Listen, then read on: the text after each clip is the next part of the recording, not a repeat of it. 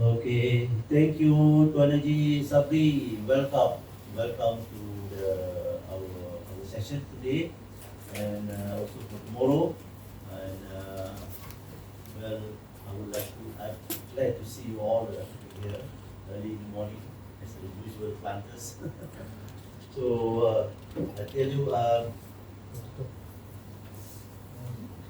for today, and also tomorrow, our program will be quite packed, and we are talking about a little bit of extra technical, and some of you might be very familiar with this technical of the outcome, and some of you might not at up to that level, but it's okay. We can ask questions in a time, any point of training session.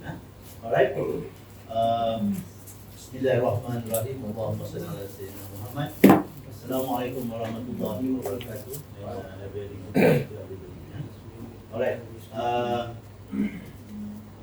I would like to ask something for your info. This session and also tomorrow's session will be recorded live. We will not record live, we will record it for the purpose of what we call it the HRDC requirements. And also and also the Yusof Sabri as certified trainer, and also going to accredited. We need to submit some what we call it proof or evidence that we have done training, and our training has to be recorded. Maybe today first part 1 hour, and tomorrow also in between the session we will have a workshop, and that part of the workshop also will be recorded. So is there any problem if I recorded? Is it okay? Yes or no? No. Don't want to record? No problem. No problem. Okay, so because this is a requirement of HRDC lah. Okay, then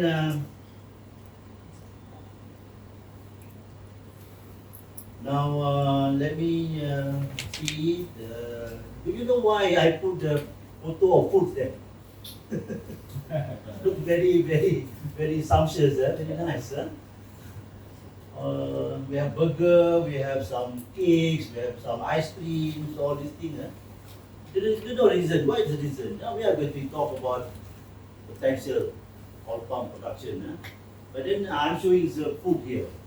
What is the relation to it? Well, yeah. Whatever you do, whatever you activities that you do in your daily work, at the end of the day, you produce this food. Need to say it's a food for human being.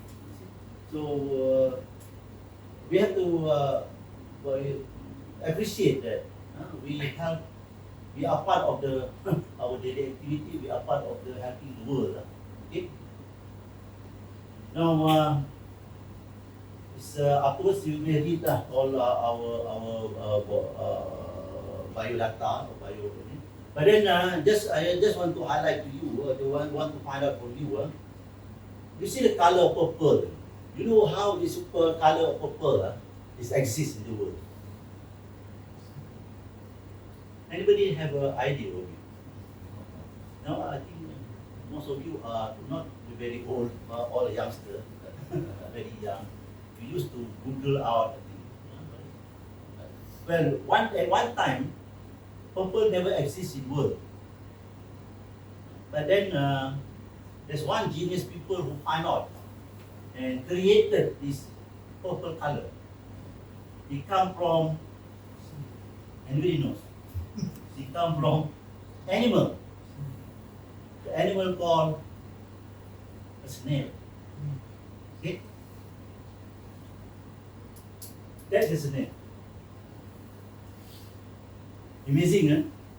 The snail colored in purple.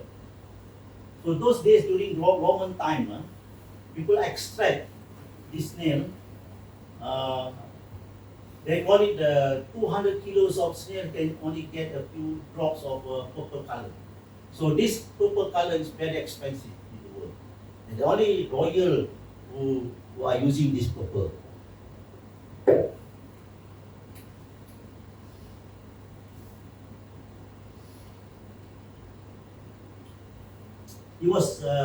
He was discovered by the Phoenician. Phoenician is somewhere in currently is where is the Palestinian is exists lah. This we call it Phoenicians. It was about 1,600 before centuries. And this small creature is called murex. It's called murex, general knowledge. So it is used by the royal. Now the purple color that come from this murex is called Tyrian purple. Okay, right. Now that's all. Just want to break your today we are going to have some ice breaking, some introduction, and then talk about the all palm physiology, and after that we have a coffee break. After the coffee break, we go for this serious subject, soil management and yield production, talking about all those cycles. And then we have a lunch break. Then a little bit after the lunch break, we will have a bit more serious subject to discuss, talking about rainfall pattern, diurnal sunlight, water availability requirements. Then lastly, before we break our day today, a little bit discussion on the site suitability classification. So from all this subject, I hope that you will get some idea how to maximize your oil palm production. So when you talk about production, you know what are those factors that impact, giving you the impact. And what action that you can take, what action or whatever those impact can be categorized into what we call the factors that you can control, and some of those factors that you cannot control, but you can work along with it. For example, like rainfall, you can't control rainfall, but you can work along with it. Then later we will discuss about it, how to work along with these uncontrollable factors. Okay. Now let me introduce myself. My name is Mohd Yusof, the Nekmat. I started my educational background in UITM, and then further my study into UPM, doing my advanced and also master. Then I'm joining the East Asiatic Company together with Tuan Haji Sabri. Have you ever seen this logo before? The East Asiatic Company. Never, Never. But if I say that Dumex, you know, Dumex come from this company. Carlsberg, so coming from this company. Aqua, John Deere earlier. Okay. Then the company was changed into corporatized into EAC, East Asiatic Company. Then later it was bought over together. He sold me out altogether. And then by the Sabahan Tycoon, then he changed the name to Hapseng Consolidated Berhad. Okay. Then from there, I spent my career about 11 years in Sabah. Then joined IOI Group. After that, goes to Wilmar, Indonesia. Then back to Sarawak, managing the 5,000 hectare of fully mechanized peak under MPI printer. Then I came back to towards the end of my career, came back to SADC Perak. Okay. Then after that, a new era came down where you can see why we have to do MSPO, RSPO, okay, certification. We talk about sustainability, and then you have to control your chemical. You cannot use more chemical. We are talking about pollution, contamination, so many things. So that's how I come back. I found out there's another way of doing plantation, or another way of practicing the plantation without harmful to the environment. Where I joined the Walasia. See, so that's it. Okay. Now.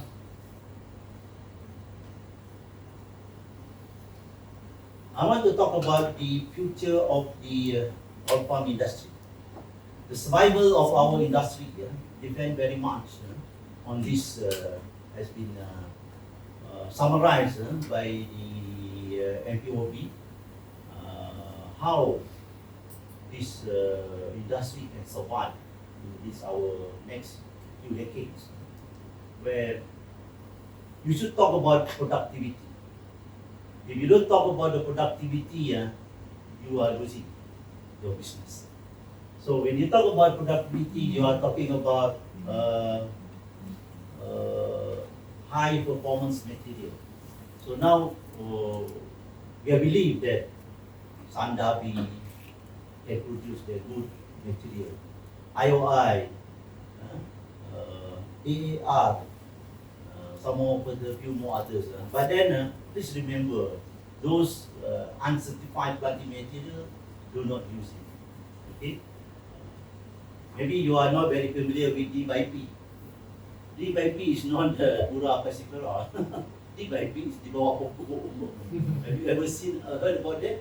Benih bawah pokok? People like orang kampung, all these things, pity.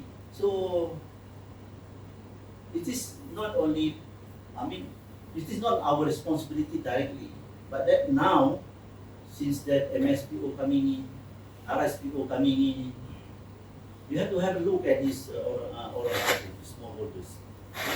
If you found that these people are using not the real DFIP, only the bawah pokok, we should be able to advise them. We should be able to help them, because they are also part of the industry, and you are also part of the industry. So we have to work together in order to survive in the industry. Okay? Then the next one, precision agriculture. What is precision agriculture?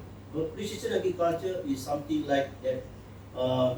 Whatever activity that you want to do, it will depend proven scientifically. It was calculated work. Okay. Then talking about best agriculture practices. This is a guideline that outlined by the MPO. Make sure that whatever you do in the estates, it is following the BAP or GMP, they call it. Next one is automation. We have no other choice. Labor is very scarce. We have a problem with labor. Automation is one of the ways how to overcome. Secondly is sustainability. Make sure that you have certification, whatever certification. I put there only because they come from MPOB.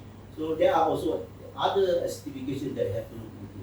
Of course, before this, we know we also been doing certification like ISO, all these things. But then those are not very specific into oil palm. But now with this MSPO certification, RSPO certification, SCCS supply chain, very specifically for the oil palm. Then we talk about the green oil palm oil mill. Of course, they are not millers here. Then biodiversity conservation. Biodiversity is something like, do not make your estate very clean. It's just simple as that. Whatever unplantable area that is available in your estate, make sure they are regenerated, reforested. Okay? Oh, I tell you, maybe I give you the material.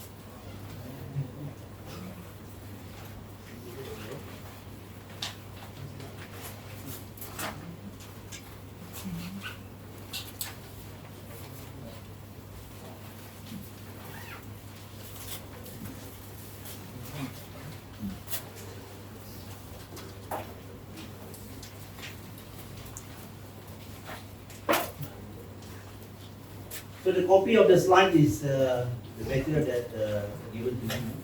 You can look at it. Now the third one is the food and the nutrition.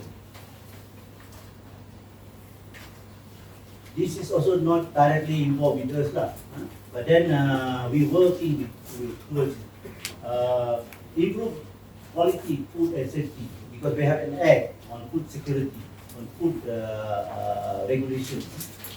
Then the oil palm phenolics, the product of the CPO, phytonutrient, and also high value oil. Also part of those are the nutritional value or product of the CPO. Now, next one will be the biomass and the bioenergy. The product that we are producing from the CPO, it also goes into the palm oil mill refinery. That some of the byproduct can be used for the biomass utilization, and some of the product can be turned into biofuel. Alright.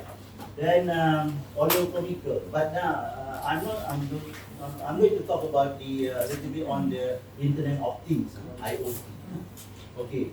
Now, all this while, if you know that centuries ago, we use mostly manual work, manual collecting of data. But now with the new Internet of Things, IoT, we can see that more things coming up.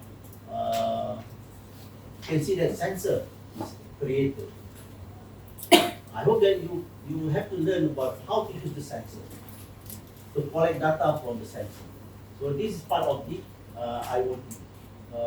It can be split into or separated into three items. Number one is the wireless sensor and imaging technologies. Some of the imaging technologies, like for example, like GIS, you are using drone.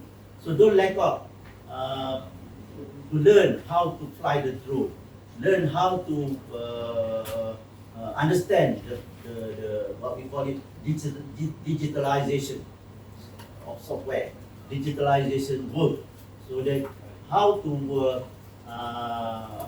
interpret the image into a useful management tools. And then artificial intelligence. Artificial intelligence is not new for us. It has been there for years.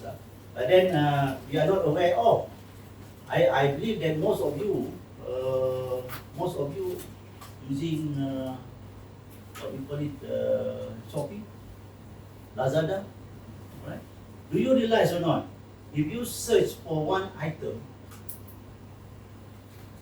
before you do the payment, suddenly it come out another one coming in, another one coming in.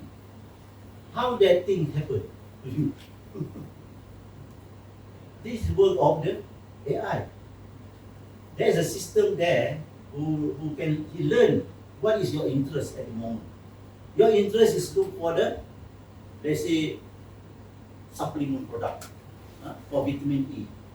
Then suddenly another supplement of vitamin E come from Sandabi, another one coming from the BioLife, another one coming from showing you the cheapest product with some what we call some additional gift. So that make you can choose. You see? But those days you have to do it manually. You choose one item, then after that you choose another item, the same item, but the search again. But nowadays no more. So, what will be the impact to the industry as a whole?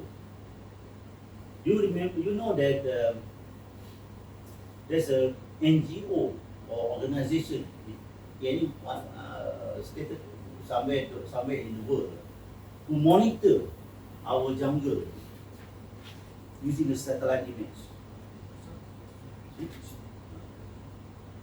If you ever heard about Mohd report, this is one of the NGO who he got some fund that run the satellite image, which using the AI, they can detect any movement, any area of deforestation.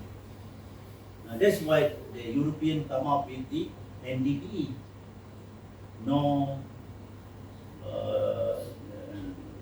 what do you call it, no deforestation, D, P, no P, E, no exploitation.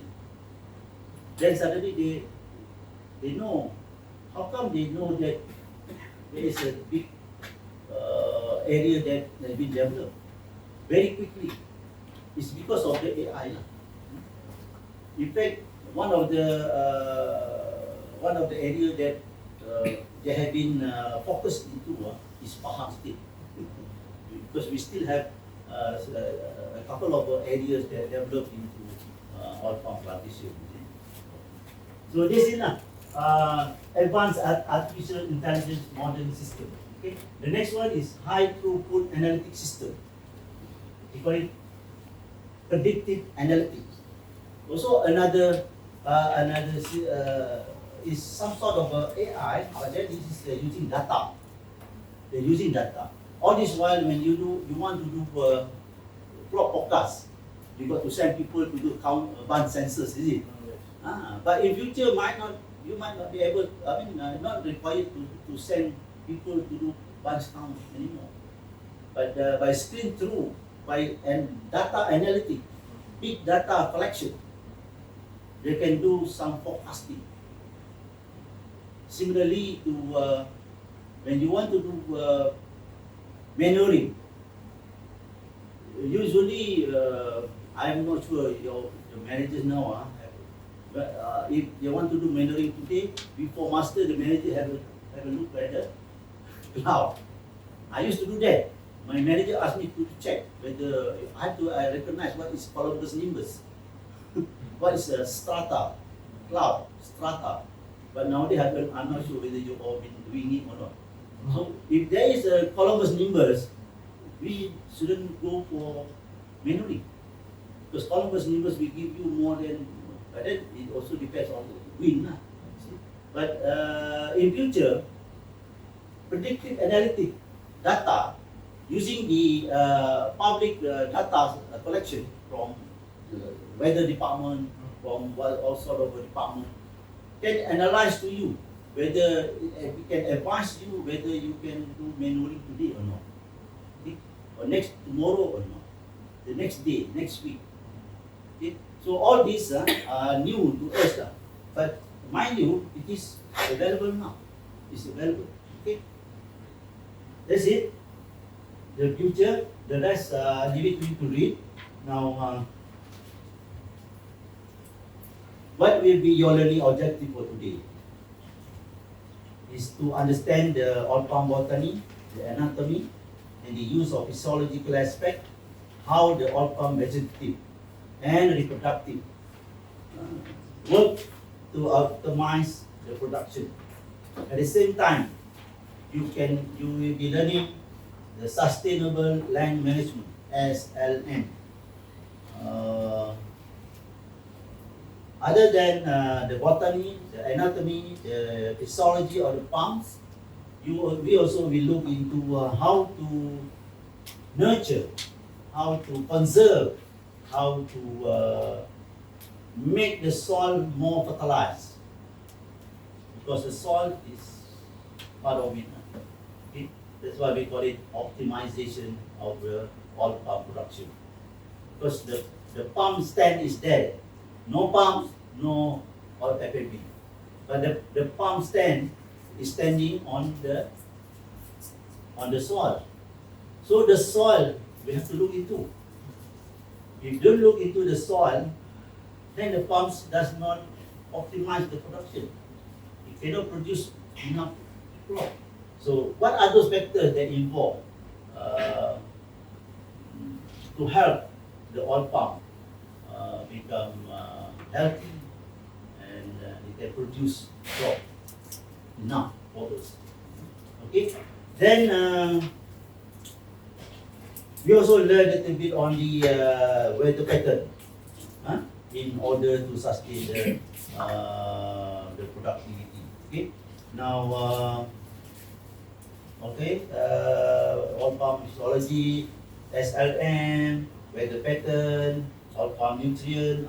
Then we add in into a little bit on the on farm nutrient requirements. On top of that, using the inorganic, using the organic. We learn a little bit on the what is the organic elements. Then we will learn about all farm nutrient requirements. We will learn about we are talking about bio program.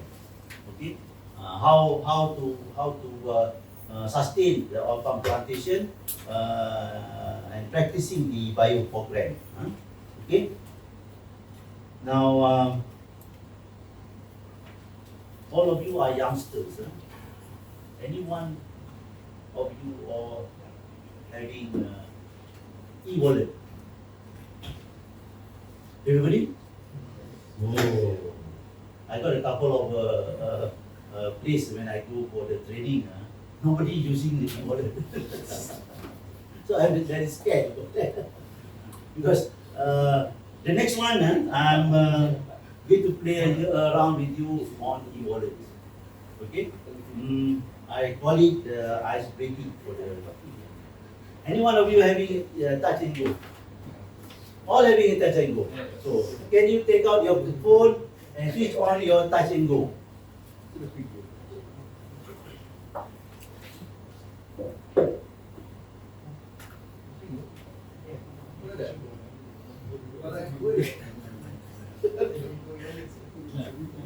Okay? Ada?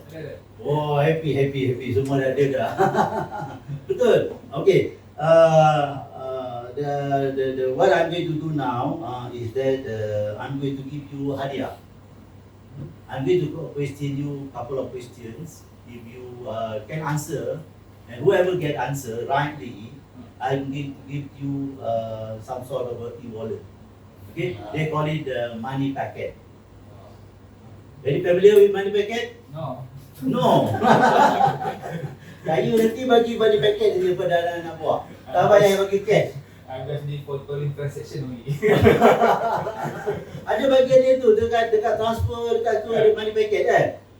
You can set money packet tu.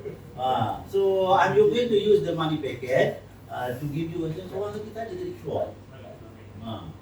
So because the question I've given is not much of not many lah. Then during the session also, if I still my e-wallet still got money, there will be some sort of a question lah. So whoever I give you question, they all knows how to answer. You got the right correct answer. I'm going to give you hadiah lah. Saja-sajalah sebab beli paket lah, bagi sikit-sikit duit ada lah.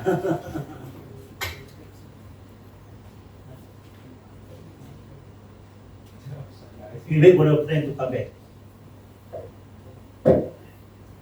But in the meantime, kalau jangan tak ada e-wallet, boleh buat set up e-wallet.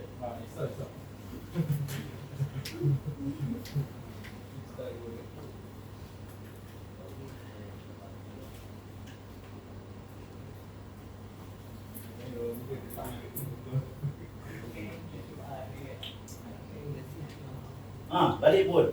Kita dah start dah. You ada e-wallet dah? Touch and go e-wallet. Ada touch and go e-wallet? Take out your phone and then switch on your apps. Because I'm going to give a question and you will manage to answer correctly, I'm going to hadiah you with the e-wallet. Touch and go e-wallet saja. But one thing, this e-wallet kita boleh terima 2 kali lah.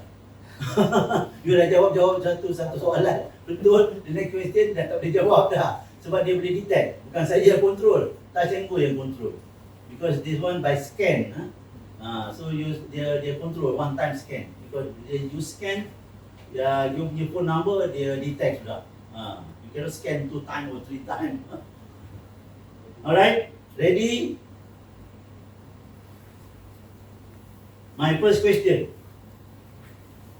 1 mm rainfall means cover 1 liters of water found in 1 meter times 1 meter square area. So, how much water available in 1 hectare of land? 10,000 liters. 10,000 Just liters. liter. Mari sini, scan. Marilah sini. Mari sini. Scan. Masuk kita scan. Ada scan tu, ada scan kan? Itu nama IC. Ha. Nombor IC. Jadi belajar ada tengok boleh scan. Nak scan.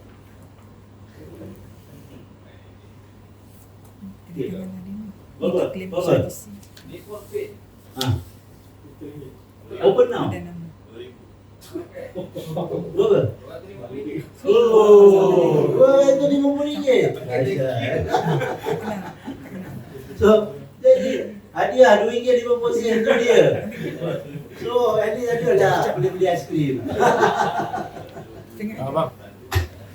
That's how is. Ini belajarlah sikit kan. Saya pun belajar daripada orang. Saya akan course tu untuk menggunakan touch and go. Oh, ada new. Alamak, rugilah you. Dari mana? Dari Pekra. Ada touch and go e-wallet tak? Switch on. Saya nak bagi question. Then if you can answer correctly, I'm going to give you hadiah e-wallet. Dia dah question satu, orang dah jawab dah. Dia dah dapat dah. Cepat-cepat switch on your scan. Sebab saya bagi time waktu tertentu saja. Kalau tidak nanti tunggu lama-lama 1 jam kan boleh. Dia 1 minit je. You better come quickly to see. Dah on dah? Dah. Okey. Oh, ini cepat ni orang muda ni. Okay, next question. The main pest during the planting and immature is rhinoceros beetle and rats. What is the best way to minimize the infestation sustainably? Apa? Macam mana nak mengurangkan serangan rhino dan juga tikus? Ada yang buat replanting tak? Ada kan? How? Tembak, tangkap, atau tapi tak sustainable. Pakai chemical, red paint, ban out. Ban out pun boleh juga lah, tapi tak berapa tepat. Dia terkait dengan kita punya replanting practices. Hormon chemical bang. Chipping, lepas tu overrise, betul, tapi ada not very exactly. Sorry, breeding ground. How? You replanting 100 hektar, macam nak destroy? Cover crop. Cover crop is not destroying. Cover crop is supplying moisture. Moisture then is destroyed. Tapi by the time you belum lagi sudah second part dah kan. Sebelum tanam pun you dah tanam LCC, tapi sebelum you tanam LCC, what do you do? What you do? Ni tak belajar lagi.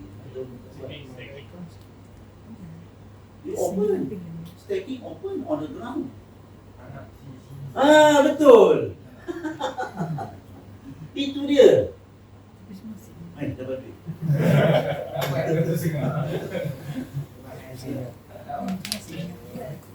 Tanamlah.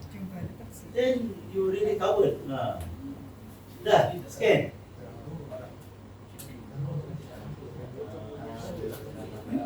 Berapa? Dapat 50.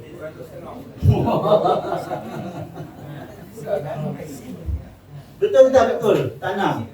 Kan? This is a new method. Dimulakan oleh Sandabi. Lepas tu semua pakai. Tapi sedikitlah kita bincang. Kalau you tanam, cukupkan tanam. Kita dapatkan cukup lagi. Ada yang letak 10 cm, ada letak 15 cm, ada letak 20. But are you getting enough soil to cover? sebab ni. Itu nanti kita belajar lah. Kalau hujan lebat kawasan you letak 10 cm, habis. Tak sempat. Dia kena letak 20. Kalau kurang buat hujan, boleh letaklah 10 cm. Okey, di mana kawasan Malaysia yang kurang hujan? Ha? Secara general lah. Di mana? Itu kawasan tempat je. Region. Utara. Makin utara makin kurang hujan. So utara boleh lah. Siapa yang letak kawasan Bagan Serai, Kedah, tanam sawit kat sana, boleh letak 10 cm. Tapi kalau di Johor nak letak 10 cm tak boleh. Bergantung pada area. So you have to learn before you buat replanting, study sikit 5 years or 25 years rainfall factor dekat kawasan tu. That is. So di mana dapat tanah? Di mana dapat tanah? Yeah, you dig the drain enough. So the size of drain also varies. Kalau you dekat Johor, you perlukan drain yang slightly besar. Sebab biasanya di Johor, pokok dia tinggi, besar berbanding dengan pokok di Kedah. Kedah dia batang dia slender, kecil dan tak tinggi. Ada yang tinggi juga lah, tapi tak ada tahu tinggi. Jadi dia punya biomass is not enough. Biomass is less compared to southern. Even you go to Indonesia, the biomass is more bigger. Not bigger lah. It's more biomass. So that is the reason lah. Okay. So this is part of the what we call the detail that we have to look into. Okay. Now next slide, we talk about the. Now we learn about farm physiology. Yeah? Look at the zero position. At zero position, you can see during that time is leaf opening. Okay, so any time of the year, if you see leaf opening, that's 0 point. Okay, and can you tell me when is the time where you can see every palm's leaf not open? Leaf not open. What time? What period? Cloud? Right. Yeah, drought. During drought time. Okay. That is not zero lah, but then because of the effect of the drought, less water. Okay. Then, and any time it happen lah, the palms appear, and then the next day you can see open up. Now, if you go backward, 20 months backward, the young leaves start produce. Okay, then and during that time, 20 months before the leaf opening, sex determination, meaning to say that there's a time where the palm will decide. Want to go for male inflorescence, want to go for female inflorescence. Female inflorescence means more production, more bunches. Male inflorescence means no more lah, no crop, no crop. That's happening 20 months before that leaf opening. If you go back another 20 months, become 40 months, that's the time where leaf initiation happens. Okay. Why is it so important, leaf initiation? Leaf initiation requires energy. So, if you don't prepare enough energy means nutrient. Nutrient means a mixture of water, carbon dioxide, oxygen, and nutrient. Okay, and it's been processed in the photosynthesis. Alright. Then you bring separate to all the places on the oil palm itself, and during that time, if enough storage, then they will produce or initiate the leaf formation. Okay. Now, Imagine that. Imagine. You just imagine first lah. Then later I will talk a bit further. Then if you go further after 0 months, you go to within next 20 months or next 10 months. Next 10 months, the pump will decide the inflorescence to be aborted or not. They decided already to become female.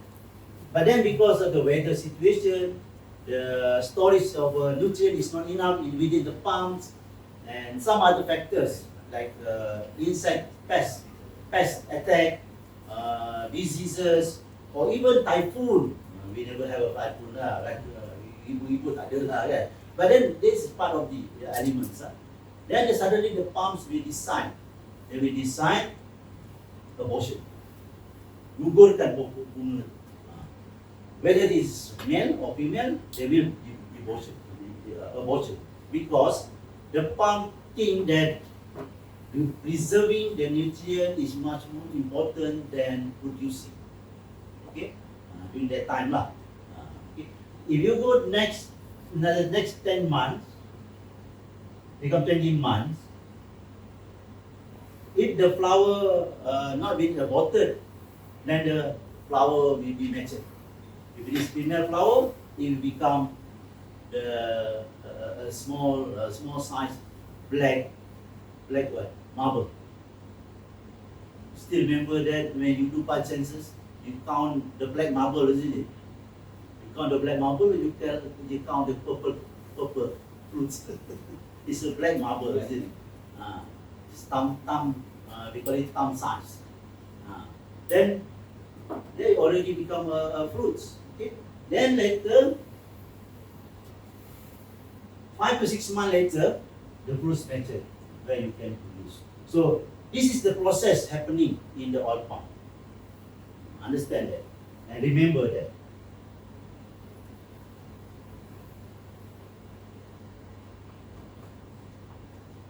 In a scientific term, they call it depends on the balance between the photosynthetic carbon assimilation. Photosynthetic carbon assimilation itu adalah storage lah, makanan dia lah. Okay? And mineral absorption at time of set differentiation. Itu dia punya bahasa scientific dia lah. Tapi saya explain dari segi layman term lah, easy for you to understand lah. Okay? Then in each front axle, setiap front tu memang dah ada keluar. So now my question is, kalau you first tanam pokok, bulan yang keberapa you dapat buah? You dapat daripada sandabi germinated seed. Then you tanam 12 bulan, sedikitlah good practices. 12 bulan you bawa pergi kebun, you tanam. Bulan yang keberapa you dapat buah? Sepatutnya bulan keberapa? Kalau ikut yang inilah 26. Betul? Tapi you dapat tak 26? Berapa pokok dalam you tanam 1 hektar tu, 146, 136 ke 150 tu dapat berbulan yang ke-26? Why? Study balik sini. What happened? Saya cakap tadi, every axle produce May. dia produce. Memang every axle keluar satu keluar axle. Axle tu artinya front. Satu front keluar satu bunch. Kenapa front keluar tak keluar bunch? Stress. Tahu pun. Why you make it stress? So now you nak optimization of maximum yield ke tidak? Nah, what you supposed to do? Reduce stress. Reduce stress. What you do? Dah besok dalam exposure tu servis lah. Jauh dah. I'm now giving you points tau supaya you realize. So kalau you nampak orang pergi bekerja, pegang untuk kelapa sawit begini, macam mana? Tahu tu. Patutnya pegang Okay. pelik kan? Pelik. Tapi soalan saya tadi dah. Every axle one prawns. Dia pun jawab 26 bulan. You nak 26 bulan ke nak 36 bulan? You pegang ni 46. Cepat lagi, tambah lagi.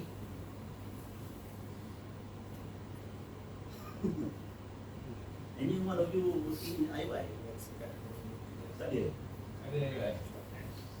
X lah, X. Ada. What you learn? Oh, you don't Tahu tak?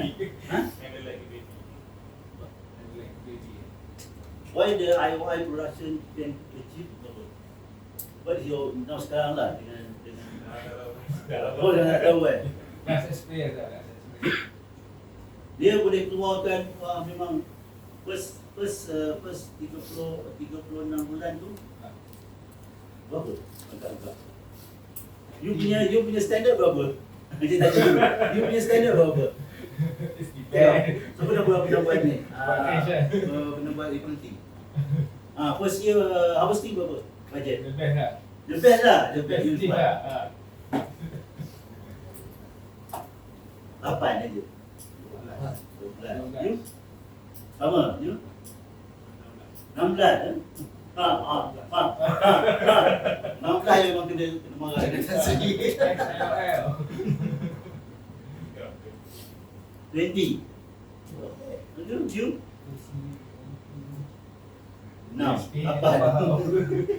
You berapa? You berapa? 12 juga, ya? Ha? 21, ya? Dia berhenti first year. Yang nampak kawan lain buat, buat sebelah buat. Dia jaga replanting, you tengok berapa dia first year. 12 juga.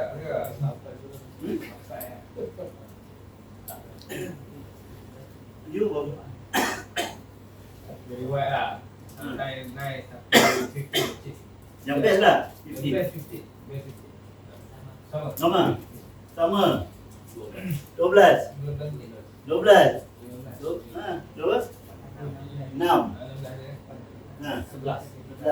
30. Dapat 30. Masa IOI je lah. Lepas IOI tak dapat. Sebab masih culture lah. So, actually that's why. Before IOI, I think achieve 25. Tapi pernah tengok orang buat 30. I thought impossible. But when I was in the IOI, bersama dengan Tan Sri, that's it. Memang kena jengkar lah. So that's it. Now you know how to get optimum yield to satisfy your boss, to satisfy your company. Actually, that's it only. Simple thing. But then you need effort. You need yourself to be in the nursery. You need to be yourself in planting. While planting, manager cannot go back. I'm talking about manager, no. Kalau manager cannot go back, what happens to all the staff? All other staff also need to stop. Because to monitor. Because all your work is going to be fruitful for the next 25 years. So that's it. Maybe that goes to the late Tan Sri lah for their effort.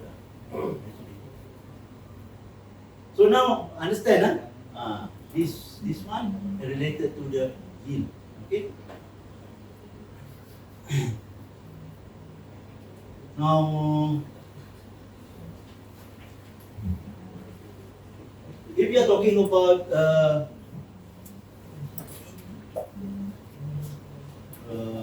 this one, how many parts?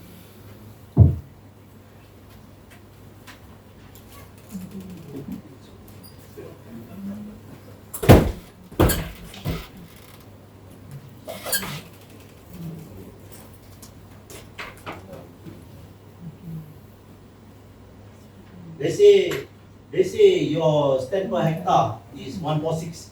Okay, so 146, more or less 146 is 120, 140, 146. Okay. Let's say you one pumps produce one bunch. So 146 in 1 hectare will produce 146 bunches. Okay. But then as it goes, this is month.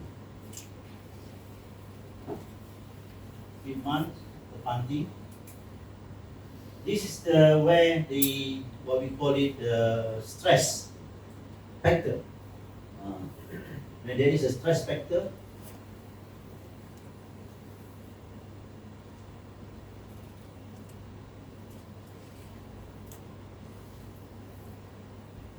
potential bunch per hectare. Alright. When there is a stress factor, the more severe the stress factor, the bunches, the number of pumps that produce one bunch is reduced.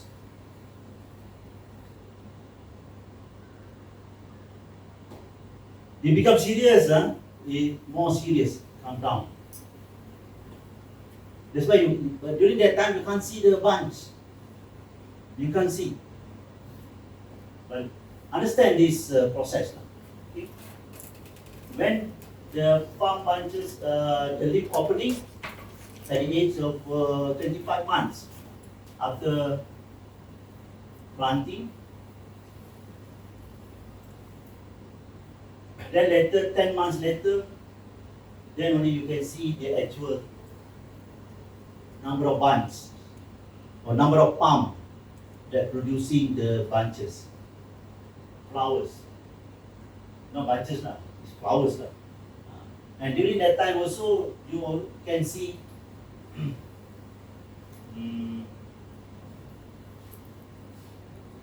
already see the inflorescence lah. Okay, now the bar graph, the first bar graph is on the stress food. The second bar graph is on the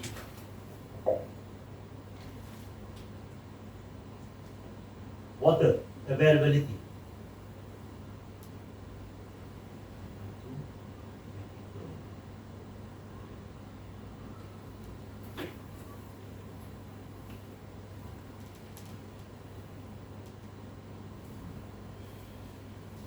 So during this time, more stress happened, the sex differentiation also reduced. And at this time, because of this stress condition, the abortion of the inflorescence happened. The numbers, the quantity, it depends very much on the factors. Okay? Then lastly, at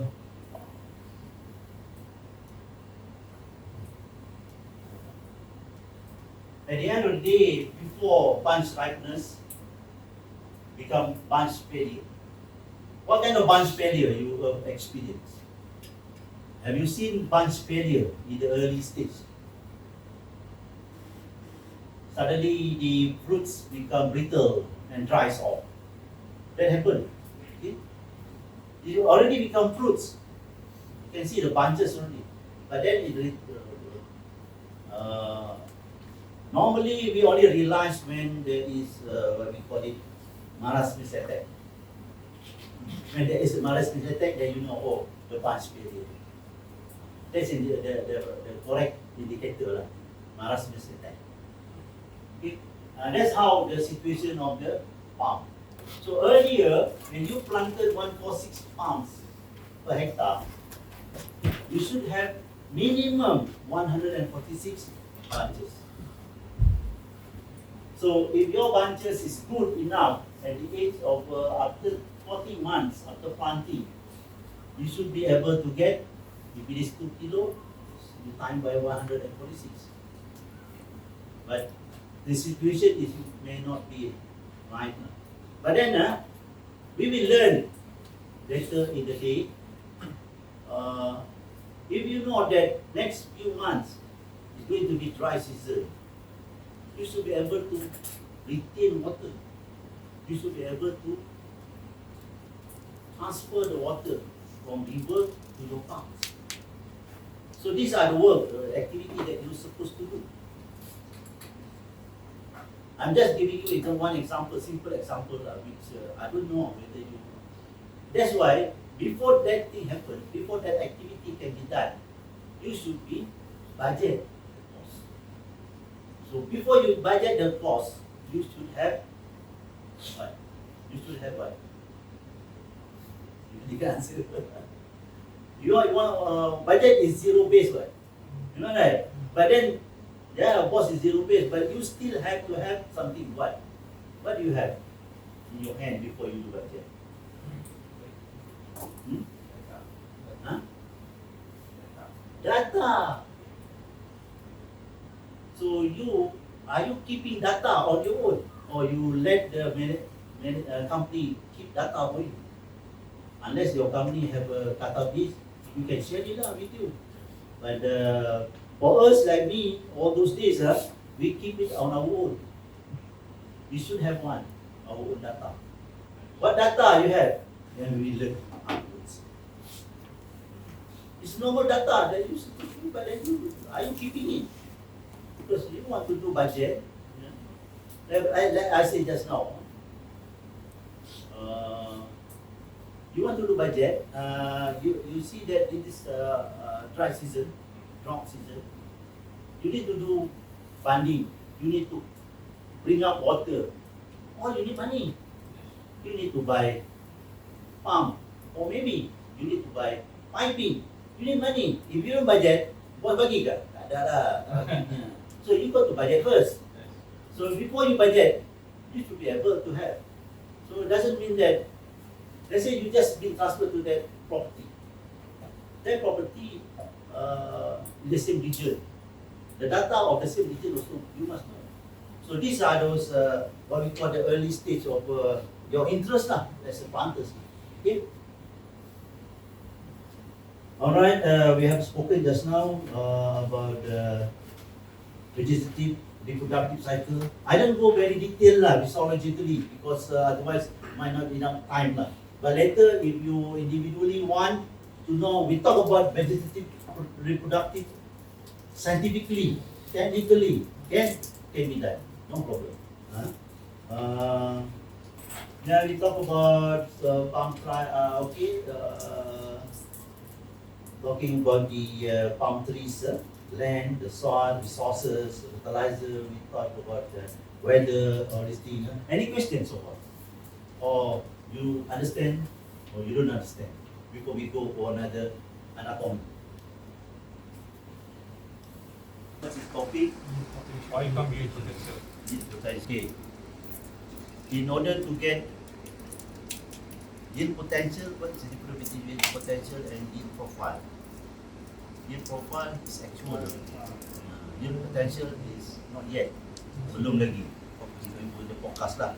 So, what is your main problem in order to get your yield potential? Of course, number one, you must know your planting material. So, what is the problem in that planting material? Identification of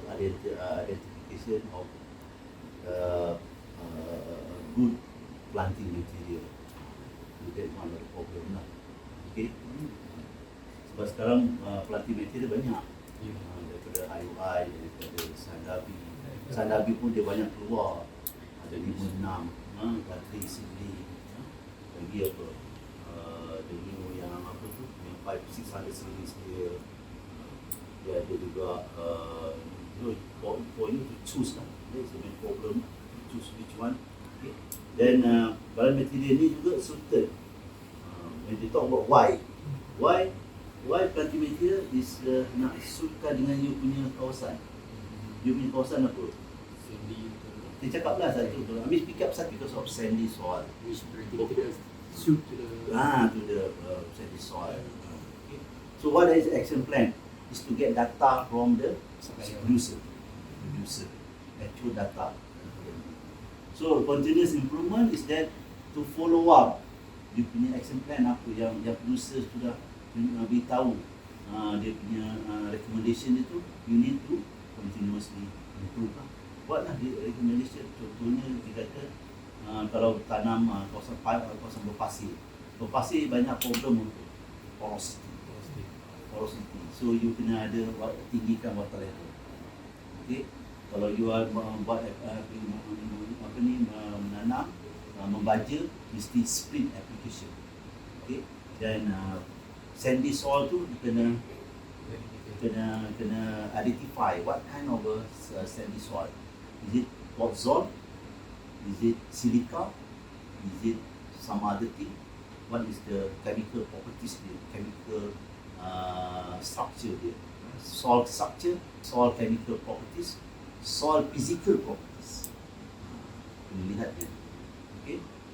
Lagi satu apa lagi?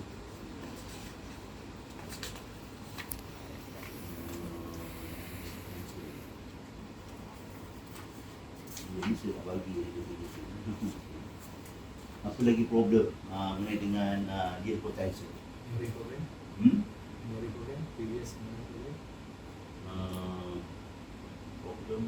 on yield problem boleh juga. Because yield potential is to you got to focus whether you sebab dalam MSQ dia ada buat satu finance finance. apa tu lagi 5 year Forecast. 5 year financial program kan. So you got to focus whether you punya projek ini boleh mendatangkan untung ke tidak. So now what is the main problem kalau kita nak fokus? Material lah. Nombor 2, kalau you dah pick up sandy soil, you cari problem sandy soil. Apa problem dalam sandy soil? Membaja. Problem dia adalah proper planning for manuring schedule. And okay, why?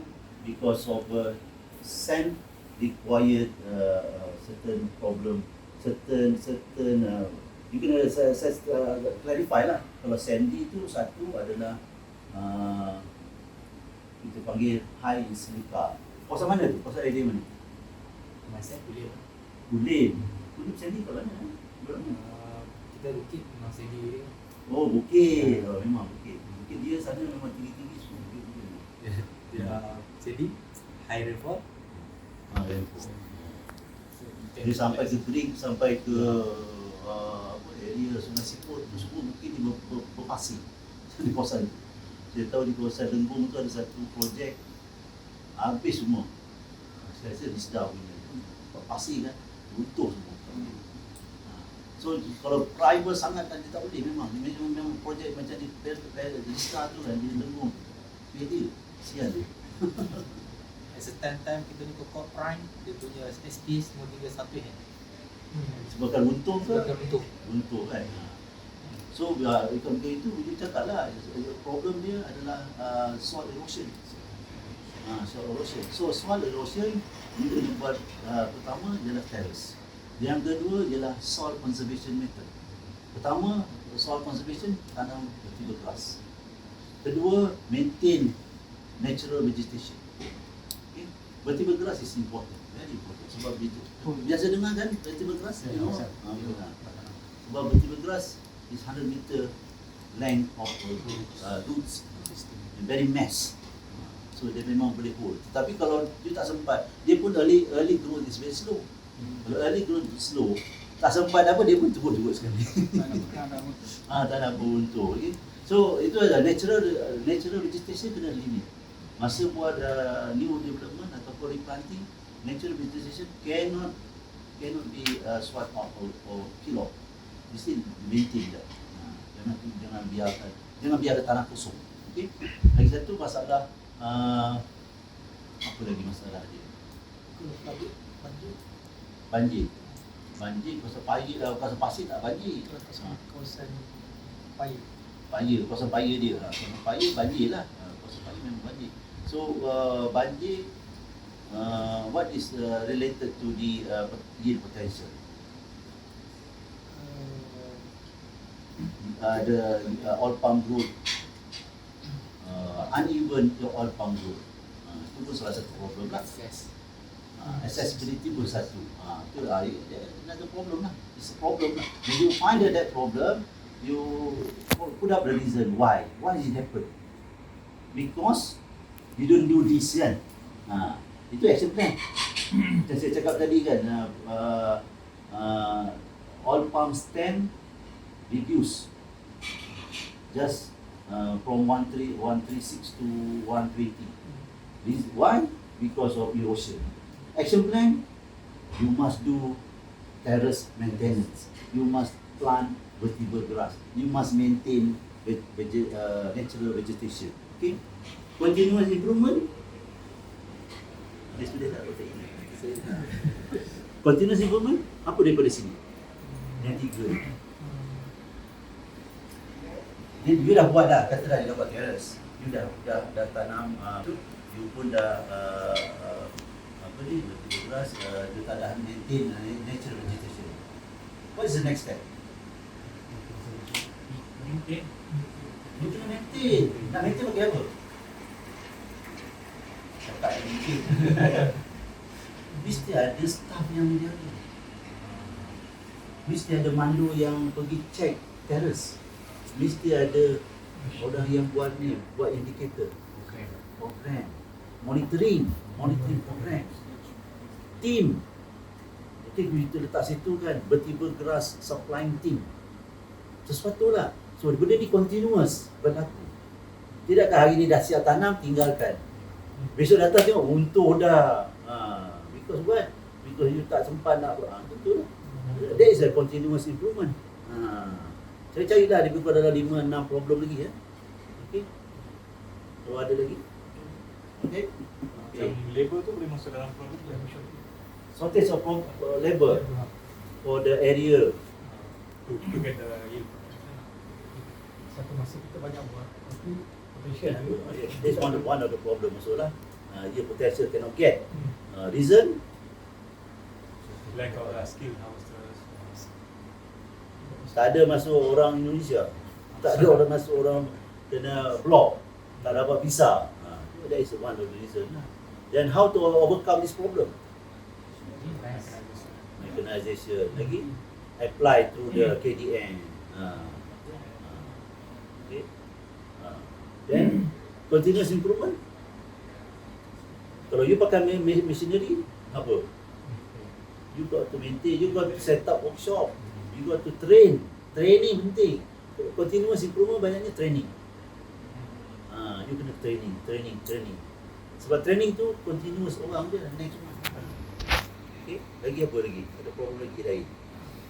Nak dapatkan yield potential. To achieve the yield potential.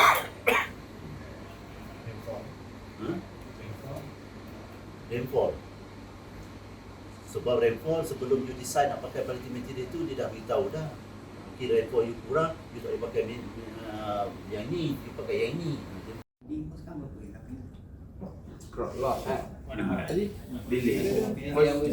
Progress tu artinya buat tak? Memang dalam kebun dah busuk dah. Dia dah busuk lah. Sama ada tak harvest ataupun buah tak kilas. Ya, antara tu lah. problem ni problem setengah dia. One by one, labor shortage. Why labor shortage? Itu soalan yang penting dulu. Why they happen? Sebab di sini kita ajar itu kan, identify problem, cari solution. So, dia kata labor shortage, tak ada orang nak angkat, tak ada orang bekerja. Why? Itu salahkanlah. Maybe government cari orang, tak ada orang. Tapi you kena tahu kalau KDN bukan, then the next question is apa? Action plan. Action plan. Macam ni Tak kena pergi jumpa menteri pula. for me lah. Actually kalau labor shortage memang the reason why visa tak dapat. So now action plan, you have to bring in machine lah. Bukan saja. Reading machine. Kerja tu besar sangat. Local labor. Saya local labor. COVID dulu saya run 100 asli. 100 Asli. Saya overload cutters. itu Sikit tentang productivity. You pakai itu, saya pakai apa tu? Parol. Dah saya Saya pakai ODP, ODS. ODP. Orang dadah tu Orang daripada di- ni kan. orang Ni apa? Orang di Seria, orang di Paruh. Apa? Masuk 10 balik 8. Saya Tapi kita bagi makan kita Ya. Di sini itu yang dia kata action plan. Action plan. Action plan. Dia So now pemahaman ni next beza, pemahaman beza. next one continuous improvement. Apa dia? Apa dia? Continuous improvement plan. Okey, kalau Apa yang macam buat? Next apa ni continuous improvement. dengan Betul. training, Sebab kita rasa Lepas tu long term planning masuk ke kerja. Long term planning. Tahun ni buat plan nak minta kita besar pergi ke Indonesia, pergi ke Bangladesh for next year entry. Next ada accessibility. Ambil satu kawasan supaya ke kawasan pilih area. Why? Dia cari why. Boleh dah? Boleh? kalau Boleh saya tak payah. click the question. Okay. Saya initiate saja. Maknanya kita ambil satu, okey. Satu first. Alright, number 3. Problem. What is the name? Heal profile. Tu tuan tak nak bagi dalam buku. Oh, tak ada. The next one what? Heal potential. Heal profile is something like thing have been actual lah. You sudah dapat actual. Oh, you supposed to dapat 30 metric ton. Tapi actual 25. Why? Cari masalah. Why?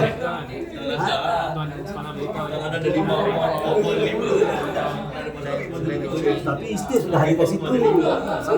Takkan dia kata beritahu tapi pindah Johor. Tempoh dah memang macam itu. Tanah dah memang macam itu. Apa lagi? Dah memang situated there. But now they use by profile, actual dia didn't identify. What is the main problem? Why they did not go up? Why? Number one, maybe your crop recovery. You have a problem in your crop recovery. Mesti ada. Mesti ada crop recovery. So you put one problem, crop recovery. Why that crop recovery happen? Road accessibility. Yes. Yeah, what is your action plan? Next time when you have this road problem, you will tak boleh clean up. How the action plan? What is your action plan? To maintain the road tu. Macam mana nak tengok road tu supaya jangan rosak? You must have maintenance plan. You must have road gang. Every month you betul budget. You tak ada budget kan mana? Tak ada buat kerja. So you must action plan, create the budget and create the road gang. Okay. Now next one is continuous improvement plan. What is your continuous improvement plan? Satu, yes, correct. Betul. Next. You dah ada geng. Dia dah masuk. You must train. You train your group gang. Macam mana nak buat potholes? Macam mana nak repair jalan yang telah belah oleh air? How to put cover? Kalau tak boleh buat, how to buat cover? Supaya buat next year sebagainya. Itu continuous improvement plan. Continuous improvement plan is your planning. Next year planning. How you want to do in order to support that the problem will never happen again. Okay, next problem. You could not achieve 20 because of crop recovery. Next problem. Maybe your stand per hectare. Why stand per hectare ini? Jangan ada rumah. Why terletak dan rumah? What is your action plan?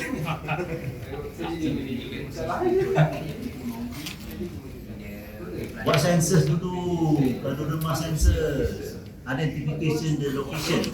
Barulah orang tak berterabur. form gonna rumah game, form PND game. Okay, ataupun you kalau isteri kamu kecil you can do what? AWACS. What is AWACS? Oh, AWACS. AWACS is early warning system. Early warning system. You biasa tengok tak kalau isteri kecil kalau dia buat PES game memang PD tak bagi. You ada staff, you ada mana, you ada pekerja. Mereka ni ada mata, ada tangan, ada kaki. You cuma sesiapa yang balik saya bulan dulu, saya bagi reminder. Sesiapa yang beritahu saya poin mana ada kosong, tanda di depan tu, saya akan datang cek, saya akan bagi RM5. Itu dipanggil AWACS. So dia pun SOP. tu action plan. Continuous on this lah yang saya cakap tadi tu. AWACS training create apa, dapatkan approval untuk dapat buat bagi after PND incentive. Okay, dah dapat 2 point. Next point, why you cannot achieve 2030 metric target? You only achieve 20. Why?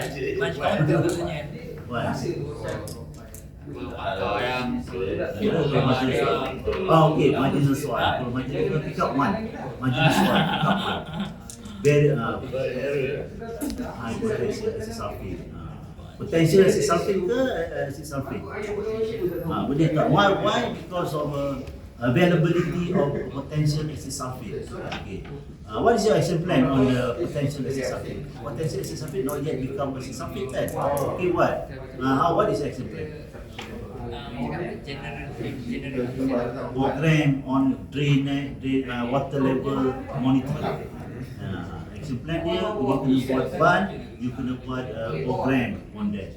Buatkan water level monitoring. Okay, so continuously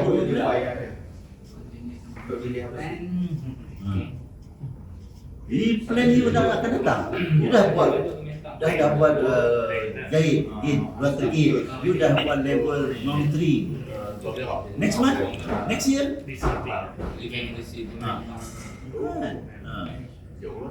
Mesti ada orang monitor. Training. Okay, training. You form, what dia panggil? Water gate man. Kena form satu game, water gate man. Dia ni petang-petang pergi tengok. Kalau tepi laut kan dia kena lepas tu sediakan tide table. Sebab potential acid sulfate, you must know the tide table. Tide tu. Bila air pasang, bila air surut, bila air mati. Sebabnya kan potential acid sulfate dia jadi problem. You dapat gate. You kata dia maintain level. You buat gate supaya level dia tetap. Okay? Hujan? Tak ada. Hujan tambah air akan naik. Air akan naik. What happened? Overflow. Rosak. So, ni continuous improvement plan. You must know rainfall pattern, you must know water gate kurang. Satu. Kedua, bila hujan, you nak buka. Bila you nak buka, high water table. Macam mana? Yalah, you high water table, what you do? You tak boleh buka. You buka, air laut masuk. Habis ni kena buang.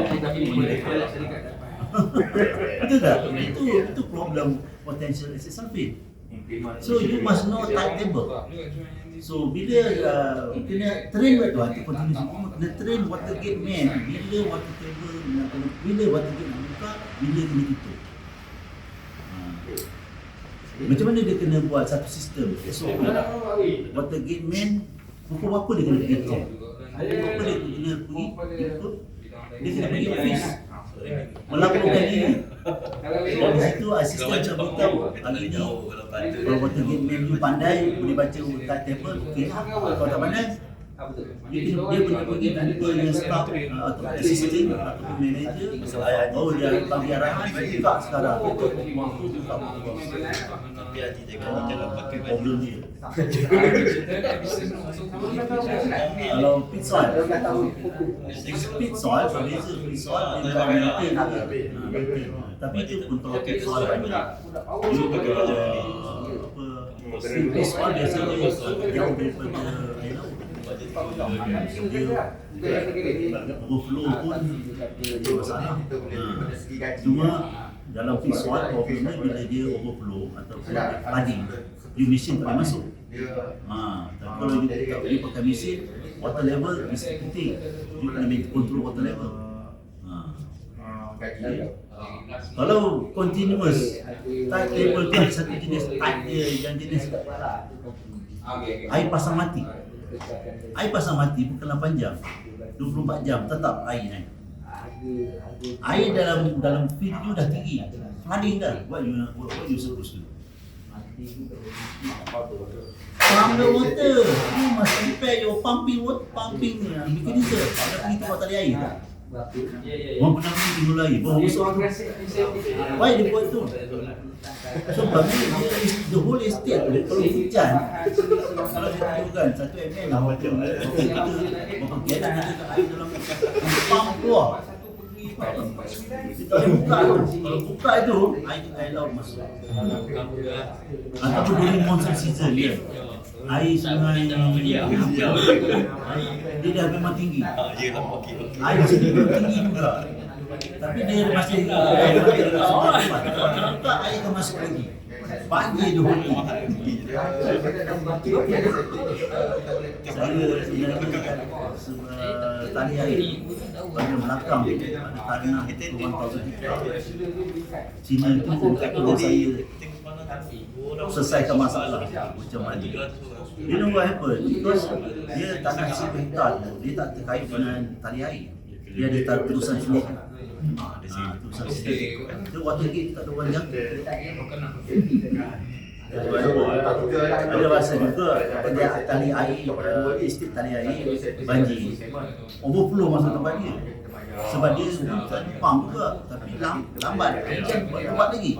Jadi overflow kat belakang masuk dia punya kontrol kita. Dia sebenarnya tu kena jumpa dengan daya air dia tak tinggikan lagi dia. So that's it lah. Baru letakkan program potential sapi. Kalau tak what else problem? What else? You did not achieve your year profile is low. Tema itu PND. Dia tak ada PND. PND, why PND? You have been attacked by the ataupun NC. Sebenarnya sini banyaknya ialah NC lah. Why? Because of outbreak. Dan action plan IPM, install program for integrated pest management. Pertama sekali, beneficial plant. Kedua, increase natural vegetation supaya dapat punya insect, beneficial insect. Population di increase. Action plan. Continuous. Training to plant more beneficial plant. Dari your plant it has to be 100%. Because itulah continuous improvement plan, 5 years plan, full of vegetation, natural vegetation, and also beneficial plant. Alright? That's good. Keempat atau 5 point. Okay? Within enough for 20 minutes. Oh, dah siap dah? Dah pergi dah? Oh, dah tengok lagi. Goreng. Siap dah.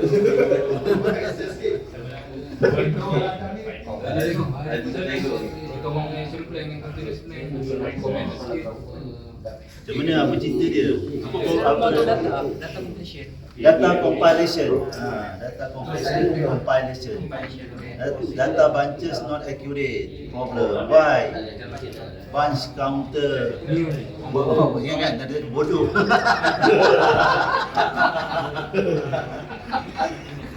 Ataupun curi tandan. Bunch counter new. Action plan, oh dahsyat. Proper training, SOP, okay, betul. Yearly training, assessment, inspection. Okay. Platform grading, not accurate. Why? Bunch counter training, bunch counter. Provide training, set SOP, creating data system, smartphone. Okay, itu. Yearly training, assessment, inspection. Harvesting more than 2 fields. Mixed crop and platform system. Provide training, set SOP, creating. Alright. Ada lagi problem. Buatlah dalam bentuk 5 Ketan tak cukup ke?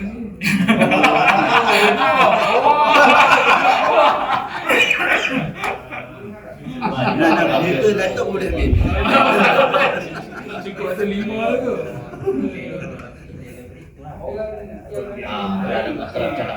Why is it data compilation important? Data. This is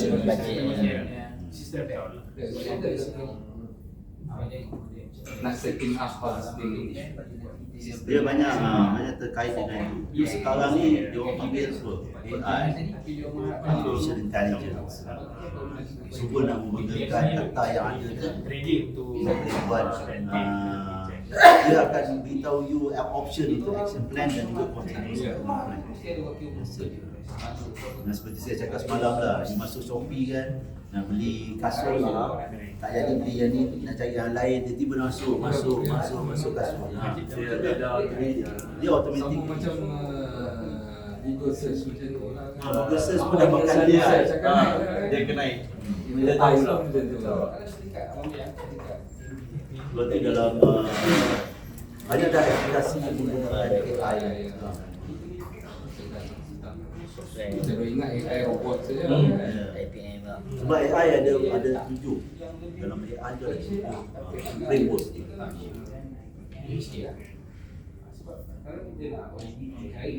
Orang dah start separuh saya dah bagi kan. Kita orang yang ni kosong tadi. Yang ni kosong. Kita ambil tadi lagi. Kita orang create tu, action plan kita kosong. Bagi kerja sikit lah.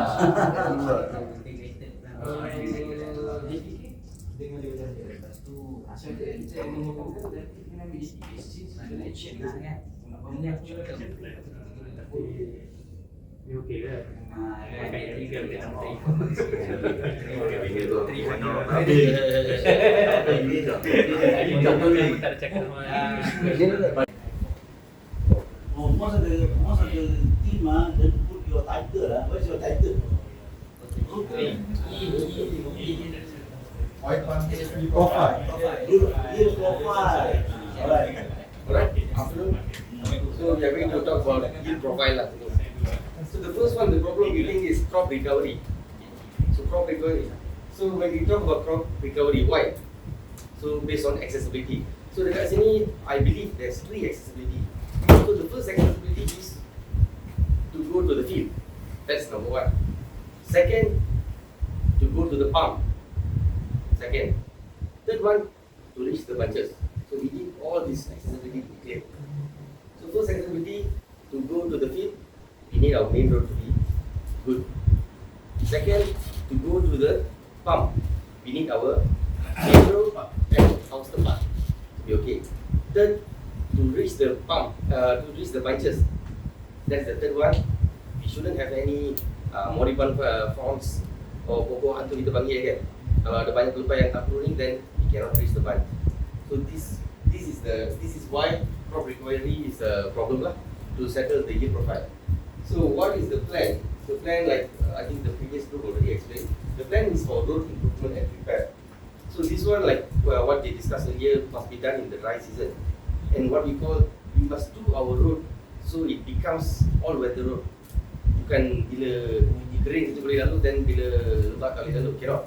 Especially in areas like high rainfall, like my estate is like 4,000 area.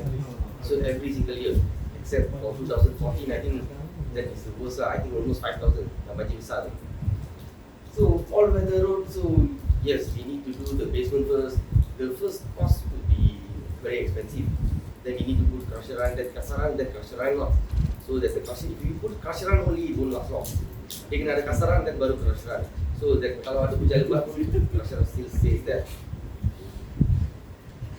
Also, this action plan differs according to estate.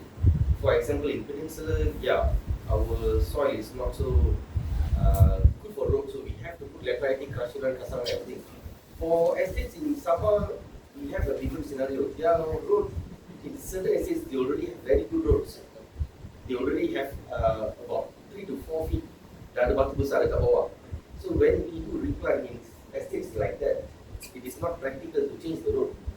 So raja lain kita ambil dari jalan, selalu kita ambil dari drain, sebab drain selalu maintain, kita boleh ubah. Kita dah ambil dari drain, so that we won't be losing any points. So in this scenario, it is best to use the road as main road. So that's the scenario in different estates lah.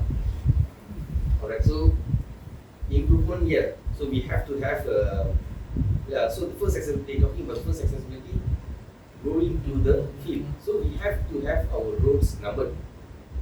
So in my estate, we have our roads numbered. Field road, the main road and collection road, road 1, road 2, road 3, road 4. So we have to have a program throughout the year when to repair, which road to repair, so that it is easy. Just like the task system just now, we will be easy to identify. This is task number 1, go and repair this. So same, when we usually kat worker kita cakap pergi repair jalan kan, 1 jam, 2 jam kita tak pergi, habis JCB dah pergi jalan lain.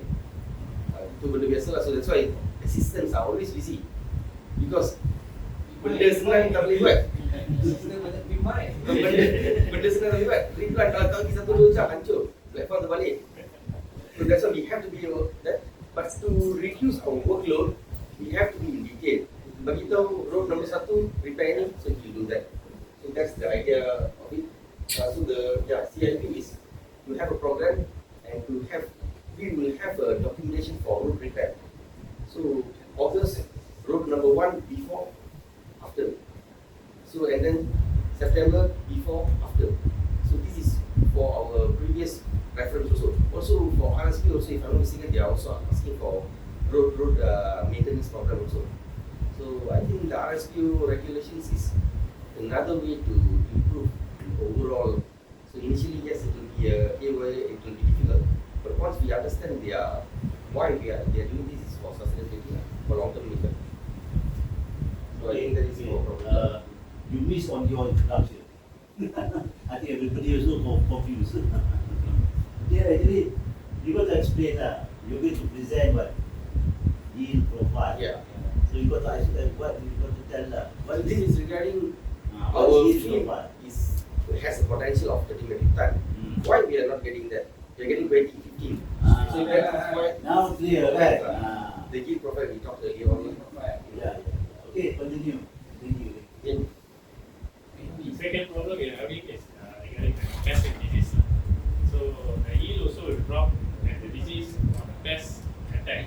So some of the pests that we identify is regarding blackworm, rat infestation, and some of the Darul disease. So the action plan we take is like integrated pest management and erect some one-on box for the rat infestation and spraying DT. For the continual improvement plan, we have to set up a team so that we can educate our workers also when they do the spraying. So identify first for the next round so that we can do the census before we take any action. One box. Oh, but on board.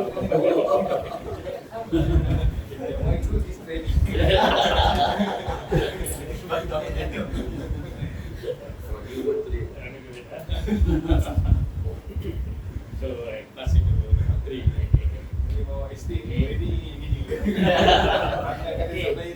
Bangsa tidak dapat mencapai hasil tinggi lah. Dia ni 30 juta lah. Okey, dia kurang daripada rezeki, STH dia lah kurang atau lebih lah. Jadi kalau lebih mungkin jadi treasure lah nampak kan. Kalau kurang pula jadi tak cukup pokok renta, jadi aku dah hasil lah. Jadi action dia kita kena timing kalau mungkin tak cukup SPH tu mungkin apa kena serangan ke apa sebelum juga pokok okey kan, mungkin ada serangan gajah ke apa ke.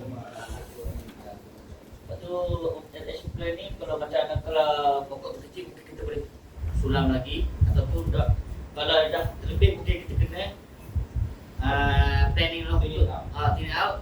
Kalau yang kurang mungkin kita kena buat program tanah semula. Okey lah. Mungkin ini kita mungkin untuk kalau kita tanah semula kita kena material lah yang terbaik. Lepas tu stand kita cukup lah 136 ke ikutlah syarikat macam mana. Lepas tu mungkin ada tu lah saya. Why training and Training. Tapi memang kita dalam plantation tanpa MSP pun kita kena training. Betul lah. Sebab tu planter semua kan pandai cakap. Sebab dia bercakap.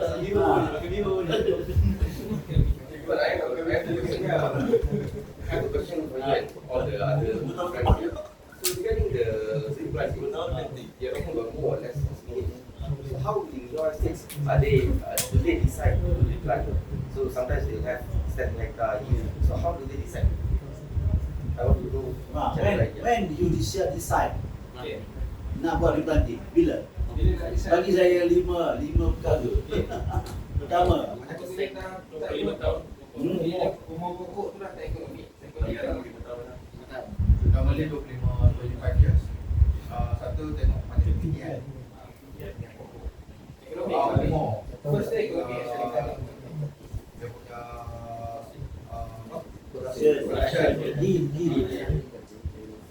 kalau dia masih lagi 30 tan, kalau 30 tan biasanya company tak bagi sebab. Kalau saya location dekat 30 tan kau still. Walaupun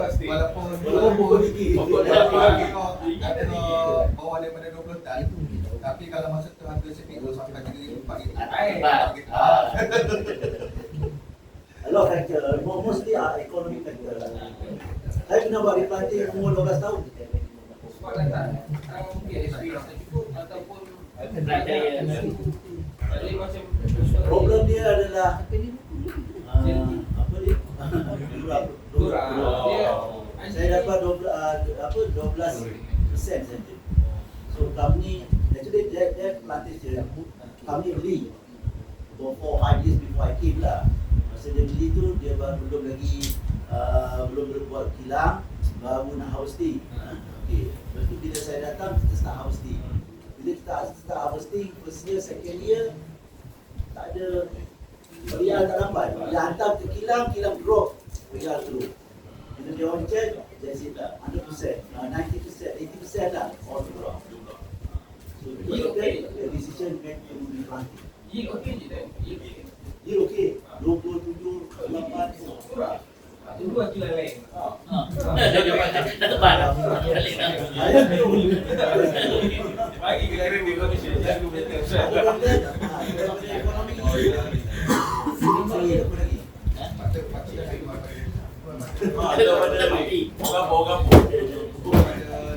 KNT weh. Buat sawit. Jual kat KNT. Kita transporter. KNT lah. Bisa dah. SL. Di sini. Buat sawit. Misalnya kita nak dapatkan 30 meter adalah application dia satu ya. Kemudian dia saya nak cakap tentang marginal soil. Jadi marginal soil ni macam mana tanah ni boleh limit kita untuk dapatkan potensi hasil yang maksimal adalah ada setengah kursi tanah itu asid sulfate, ada yang gambut, mungkin terlalu berbukit, ada yang berbasal.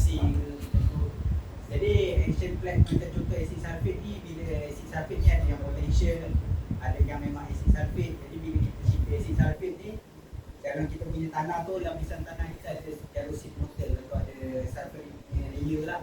Jadi apa yang berlaku macam selalunya daripada saya punya based on my observation, acid sulfate potential ni macam di kawasan seberang merah semua sana. Bila kita korek parit tu melebihi dalam 50 cm, kita akan nampak sulfuric layer tu warna kuning tu. Jadi potential sulfuric acid sulfate ni, dia kalau kita tak kacau struktur tanah tu, dia tak akan jadi acid lah. Tapi once kita korek, mendedahkan sulfur punya layer tu kepada udara, dia oxidize dan jadi masak. Jadi bila jadi masak tu, apa problem yang akan berlaku bila kita tabur macam baja terutamanya P lah. Bila kita tabur P tu akan mengalami immobilization atau mineralization lah. Jadi bila biasanya kalau kita biasa tengok ada soil analyst punya result, pada P tu ada tulis itu available P dan inavailable P. Bermaksud macam kalau kita tabur baja fosfat pada kita punya tanah, instead of P tu pokok kita ambil, P tu jadi immobilized. Dia dekat dengan aluminium, zinc yang ada dalam tanah kita lah. Dia tak pergi pada pokok, dia immobilized. Jadi itu salah satu lagi punya problem dia pula. Bila banyak sangat inavailable P, ada beberapa study yang saya tengok, bila banyak sangat inavailable P dalam tanah kita, akan menyebabkan ganoderma. Ganoderma ni, fungus ni akan mungkin berminat dengan tanah yang banyak inavailable P dalam tu. Bila banyak inavailable P, banyaklah gano kat situ. Jadi caranya untuk kita selesaikan dia adalah water management lah. Water management kalau kata tadi tu, kita dah dapat kena pasti berapa sentimeter daripada surface, sulfuric layer tu, kita boleh sekat lah air at certain level lah. Jadi sulfuric layer tadi yang saya cakap tu akan sentiasa terendam. Sentiasa terendam, tak terendam pada udara, dia akan tak oxidize dengan rapidly lah. Lepas tu bila musim hujan tiba, kita akan perlu flushing dan etc lah. Kemudian dia peak. Bila peak ni pula ada problem dia, dia ada water table. Water table tu yang kita kena maintain at certain level lah. Bila terlalu rendah daripada surface area, dia akan berlakunya irreversible drying, di mana nanti lapisan teratas peak tu tak boleh lagi menyerap air. Jadi kemudian pokok kita pun tak minum air. Berlaku dah macam front desiccation ke apa, kita punya pelepah keras lagi tapi dah kering. Something macam tu lah. Lepas tu bila tinggi sangat pula, akar kita macam lemas lah. Jadi kita kena kawal lah. Dengan kawal tu kita nak baca tu, kita tanam piezometer. Piezometer tu kita kena kerap tengok lah. Usually dalam 45 hingga 60 cm daripada surface lah, kita nak kena simpan air. Untuk lagi satu punya hilly area. Bila hilly area ni masalah dia dengan moisture conservation lah. Moisture conservation ni kita boleh selesaikan dengan cara buat conservation terrace macam semalam Tuan Haji ada sebutkan. Lepas tu ada seedbed, kita boleh letak EFP. Dan kalau untuk kawasan sandy pula, kita boleh tambah organic matter. Apa problem dengan sandy area ni? Sandy area ni, bila sandy tu CEC dia rendah. Apa tu CEC? CEC tu adalah cara mudah untuk kita terangkan tu. CEC tu CEC tu apa bahasa tu mudah dia, daya memegang nutrien. Baik, daya memegang nutrien. Jadi dia akan kira untuk dia ada kita kira CEC ni dalam bentuk MPQ per 100 gram tanah. Jadi macam nak visualize CEC ni, ada pada setengah-setengah tanah, ada yang ranging dia daripada 20 hingga 25 MEC ke 100 gram. Adalah ada certain tanah tu adalah dia punya bacaan-bacaan CEC dia. Jadi kenapa Tuan Haji cakap perlunya tambah organic matter tu, nak tunjuk kat sini. Pada organic matter tu, dia ada charge, ada negatif charge, dia ada CEC dia tersendiri. Jadi dengan adding up organic matter pada tanah kita tadi, organic matter saja ada setengah tu ranging dia punya 100 hingga 250 MEQ per 100 gram. Jadi dengan harapan tak mikro apa benda semua kan. Research je.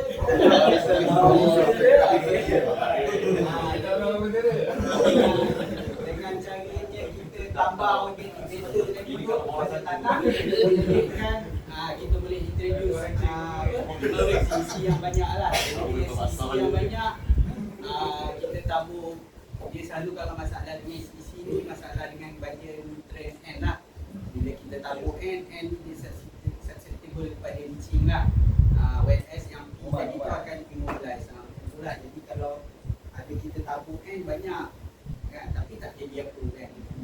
Tabur P tapi tak jadi apa. Contohnya N kita leaching.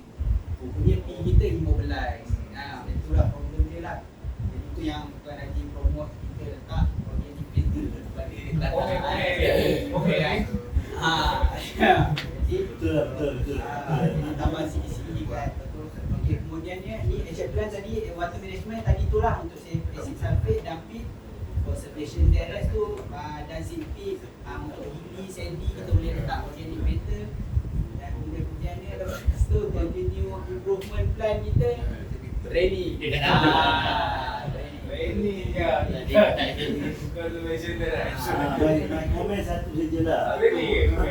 Sirkuit bukan untuk hilly ya. Sirkuit untuk clay. Oxisol. Dia tanah padat. Dia tanah di kawasan flat pun dia ada tu. Tapi tidak berlaku di hilly aja. Kalau hilly biasanya terrace tu kita buat slope. Slope saja dia. Kita panggil apa?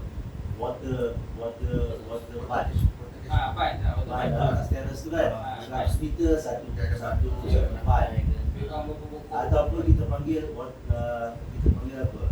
Kalau di tepi jalan turun bukit kita korek lubang supaya air turun masuk dalam lubang dia akan hidupkan. Kita panggil Some drain. Itu dia. Tapi kalau sirkuit memang kawasan flat ataupun undulating. Okay? Di mana area itu you can see that the growth of the pump is slow. Lepas itu dia banyak orang kata apa? Kita dapati bahawa roots penetration tak boleh masuk. Jadi tujuan sirkuit ni apa? Untuk simpan air ke apa? Tidak. Tujuan sirkuit bukan simpan air. Aeration pengudaraan. Ya. Sebab dia tanah oxisol, jadi tanah yang padat tu. Saya tak lupa nama spesies dia. Dia tanah padat. Saya di Indonesia, saya jumpa tempat tu. Padat betul. Pokok lain yang sama umur memang tinggi. Dia tak ada buah, tak ada apa. Saya korek parit. Tapi saya dapat order letter. sebab orang beritahu saya korek parit tak ada air.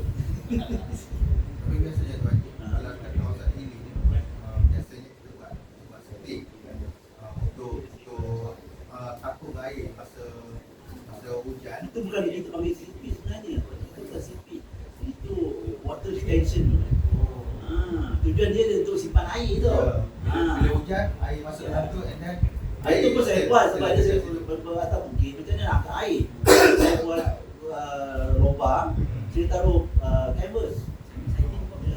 Kita taruh lubang, buat lubang tak letak culvert dalam. dua pokok satu Size 2 tingkat 1 meter. Itu orang panggil seedbed, tapi actually that is not seedbed. Seedbed itu adalah untuk aeration. Untuk aeration. Itu kita boleh panggil. So spek dia macam mana tuan ni? Spek aeration ke dalam Balik, import balik. berapa lagi?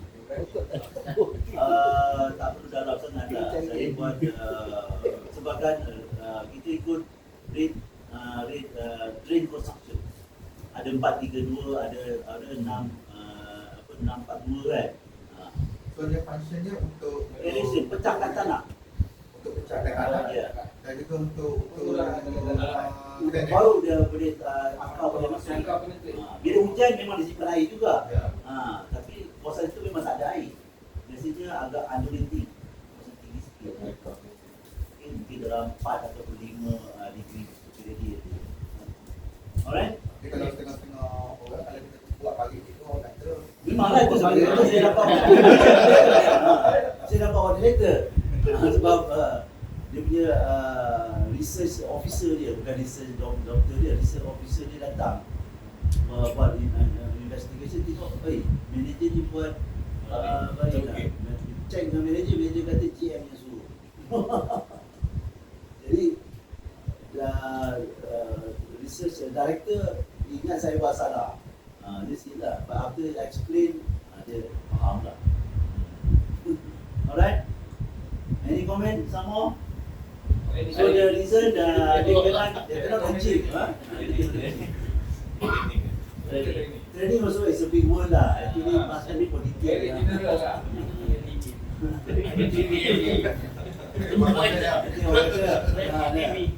Promote MTV.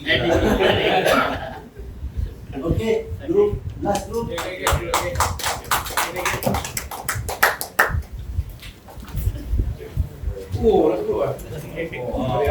Today our topic is oil pump yield potential. Mostly this is related to focus. Future crop, how to get a future crop. Okay, so first is the problem regarding the planting material. So we need to choose good planting material, okay, to which is suitable to our plantation. Okay. So why? Because now we have variable sources of planting material suppliers, and we should choose the suitable one. Okay. And the action plan is we should get the info or data from supplier earlier before the planting, and this one is according to our location. Planting. Itu kita kena buat research lah. Betul. Okay, so kita kena study balik lah. Yang verify lah. Yang verify.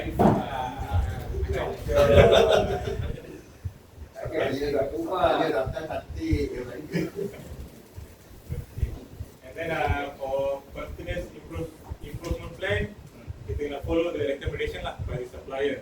Okay. And then second one, for the second problem, for the soil structure. So this one, for example, the estate is on a sandy soil, okay, and we have high porosity and soil erosion problem, and also the leaching problem when we do the clearing out, the leaching. So the action plan is we can increase the moisture, okay, or we can increase the organic matter, okay, and also we can plant vegetable grass, okay, for soil erosion, okay, to overcome the soil erosion, vegetable grass, and also green terraces. And for the continual improvement plan, we can have the good monitoring team. Okay, for let's say we already plant the vegetable grass, so continuous we should have one gang to maintain the vegetable grasses. Okay, sometimes the vegetable grasses can be covered by the cover crops. Okay, so we need to maintain the vegetable grasses and also need to trim the vegetable grasses. Okay. Okay, then next is manuring program. Okay, so good manuring program can ensure our oil pump yield potential. Okay. So why? Because there's a nutrient leaching because of the soil type. Okay. So what we can do is we can do the split application program. Okay, and also use more compost materials to overcome this problem. And for the continuous improvement plan, we need to prepare good manuring program and try to stick with it. Okay.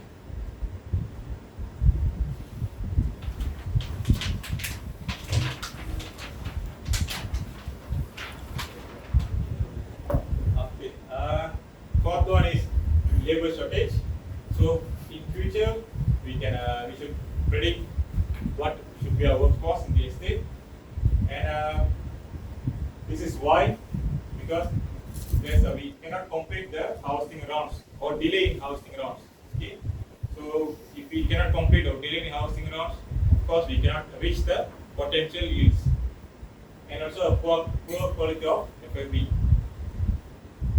Okay, for the action plan, we can move forward to the mechanization and also increase the supervision. And the third one is to give penalty for poor quality of FFB. Okay. And this one depends on the estate management, okay, how they want to give the penalties. So the continuous improvement plan, we can provide training for the operator or the foreman. This one especially for the mechanization. Once we introduce the mechanization, we should provide training to the operator and also the foreman to maintenance, to do the maintenance for the mechanizations. And also, of course, we need to establish one workshop for that. Okay, the fifth one is SPH. Okay, we should this SPH always affected by the disease.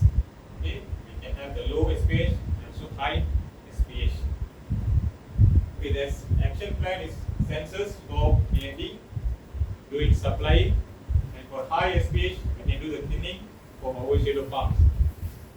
Okay, for continuous improvement plan, for thinning out, we can do the satellite screening. Okay, we can use the remote sensing such as hyperspectral imaging, multispectral imaging, and the drone imagery. Okay, this is not if let's say we appoint one person, okay, to go and count, take time, but if we use the latest technologies, drone technologies, maybe it will be more effective and we can do more effectively. Okay, that's all. Alright.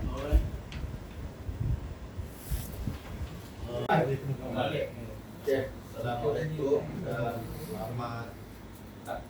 Saya hari ya? Saya hari ya bukan?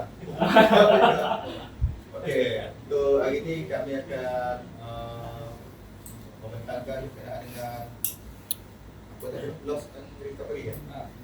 Stop loss and recovery. Loss and recovery.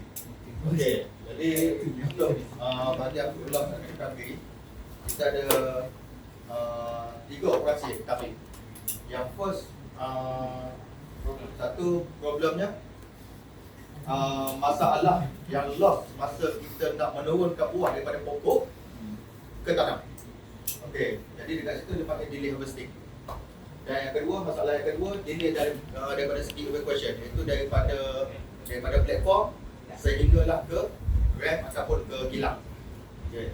Dan yang ketiga sekali, ini formalah kehilangan daripada segi loose screw. Okey, so 3 masalah.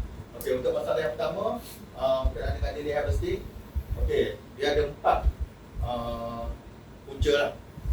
Okey, yang pertama sekali masalah yang berlaku di mana-mana tempat lah sekarang ni, kekurangan pekerja. Itu masalah yang pertama, kekurangan pekerja. Dan action plan yang kita boleh ambil, yang pertama adalah untuk kita, sebab masalah kekurangan pekerja ni lebih kepada pekerja asing. Betul? So kita encourage pada ambil local harvester, maknanya pekerja tempatan.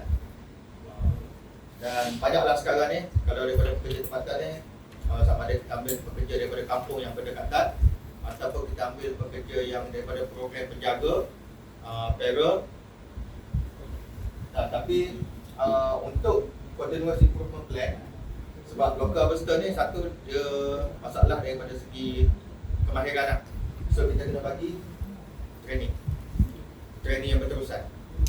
Okay, lepas tu untuk kita mengatasi juga masalah kemahiran dia orang ni, kita bagi proper tool. Okay, sebelum ni harvesting kita lebih guna pada manual method. Kita guna sabit, pahat. So kita tukar kepada yang teknologi. Sebab teknologi ni dia, cara kerja kita buat tu makin ringan sebenarnya, makin cepat. So mungkin kita boleh tarik minat dia orang lah untuk ni. So kita bagi proper tool. Dan juga welfare. Welfare ni kita daripada segi satu penginapan. Maknanya bila kita sediakan rumah apa semua, so pekerja akan lebih tertarik untuk pekerja tempatan ni, lebih tertarik untuk bekerja di ladang. Okey, itu yang pertama masalah yang dan satu lagi action plan, kita implement machinery. Okey, machinery yang ada untuk harvesting ni adalah mainkan cantas lah.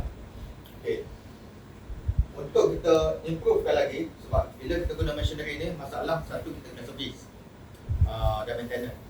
Okey, bila kita menggunakan khidmat pembekal untuk buat servis dengan maintenance ni, satu ada delay untuk pembekal datang ke ladang untuk buat maintenance. Jadi kita training on maintenance untuk bagi ada expertise dekat ladang untuk buat maintenance sendiri. Jadi dekat situ kita dapat menghematkan masa dan mengurangkan losses masa untuk kerja-kerja harvesting. Okey, lepas tu yang kedua, ini lebih kepada sustainability lah. Daripada kita gunakan cantas yang menggunakan power petrol, kita tukar kepada yang menggunakan bateri. Sebab kalau kita gunakan yang power bateri ni, dia satu dia ringan, dan yang kedua maintenance dia tu kita dapat kurangkan lagi. Saya ambil contoh, kalau situasi dekat ladang kami, kami gunakan 3-wheeler. Kalau 3-wheeler yang pakai diesel, kita kena maintenance, service sebulan sekali. Maknanya every month, satu hari mesti akan ada losses satu hari sebab nak kena servis. Tapi kalau kita gunakan 3-wheeler yang menggunakan power battery, dia punya maintenance tu cuma 6 bulan sekali saja. So dekat situ kita dapat jimatkan masa daripada setiap bulan hilang satu hari, dengan 6 bulan sekali baru hilang satu hari. Kita dapat jimatkan masa dan juga dapat jimatkan cost untuk servis. Okey, lagi satu GSG. Satu lagi itu yang kata sustainability. Kita lebih pada nak jadi abang Tesla. Okey, lepas tu yang kedua, masalah daripada segi pekerja yang tidak mahir. Dia relate tu daripada pekerja yang tak cukup dan sekarang ni pekerja yang kurang mahir. Okey, terutama sekali kawasan-kawasan yang pokok tinggi kan. Kita nak cari pekerja yang mahir sekarang susah. Walaupun kita ambil daripada Lombok sekalipun, susah kita nak cari yang mahir. So, action plan dia memang kita tak boleh lagi lah masa buat continuous training dan juga tukar kepada mechanization. Sebab kita nak improvekan dia punya productivity. Okay. Untuk continuous improvement plan, kita buat proper probation period ni, kita bagi satu tempoh masa training. Macam di Kedah, tak salah saya, dia akan dia ambil pekerja baru dan dia bagi tempoh masa selama 3 bulan untuk fokus buat kerja tu sahaja. Maknanya kita training biar pekerja tu fokus dan sampai mahir buat kerja tu. Dan juga kita training untuk jadikan dia satu specialized expertise. Maknanya kita training tu dia jadi specialized untuk harvesting ataupun specialized untuk water. Jadi kita tahu pekerja ni dia mahir ke arah mana. Okey. Dan yang kedua, action plan kita adalah pergi kepada mechanized. So mechanized tu sama macam tadi kan, yang apa-apa pun kita mesti kena training untuk continuous improvement plan. Dan juga last sekali kita improve daripada segi penggunaan yang lebih kepada tak menggunakan petrol atau diesel, yang menggunakan bateri, mesra alam. Mesra alam, kedua alam. Okey. Okey, yang ketiga, tadi kita dah sentuh berkenaan dengan pekerja. Okey, lepas tu satu lagi masalah yang boleh menyebabkan delay pada kerja-kerja harvesting ni, field condition tu sendiri. Sebab kalau field condition kita tak sesuai, maknanya daripada segi kalau daripada topo ni memang kita tak boleh nak ubah lah. Tapi daripada segi kekemasan ladang kita sendiri, kalau ladang semak pun pekerja pun susah juga nak buat harvesting. So action plan nya kita mesti kena ada buat weeding program. Dan weeding program tu mesti kita kena ikut lah. Kalau circle spray tu perlu buat 2 kali setahun, kita mesti kena follow 2 kali setahun. Okay. Dan untuk continuous improvement plan, kita pilih pada chemical selection. Okay, untuk chemical selection ni, kita daripada zaman dulu, banyak ladang guna paraquat. Betul je? Paraquat. So paraquat ni dia racun kontak. Racun kontak. Dan bila kita guna sekarang ni racun kontak, kesan dia tahan sampai sebulan je. Masuk bulan kedua, dia dah semak balik kan. So kita nak kena spray. So sampai ladang masa spend sampai 5-6 round dah untuk setahun. Jadi kita beralih kepada glyphosate. So glyphosate 2-3 bulan dia boleh tahan, baru kita masuk round ni. And then sekarang ni kita boleh gunakan pre-emergent.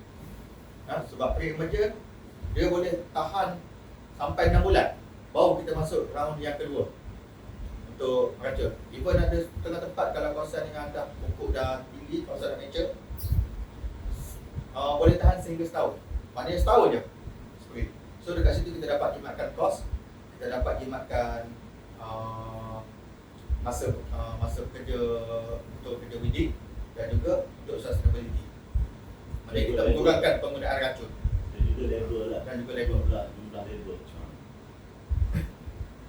Okay. Okay. Resolution. And then last sekali, proper methodology.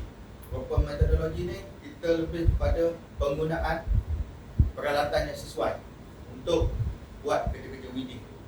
Contohnya, kalau dulu kita pakai knapsack, and then kita boleh improvekan lagi pekerja kita dengan pakai tukar beralih kepada CDA ataupun battery power sprayer, spray untuk kita dapatkan lebih productivity daripada pekerja itu sendiri. Dan juga kerja-kerja hard weeding tu kita boleh siapkan lebih cepat. Okay.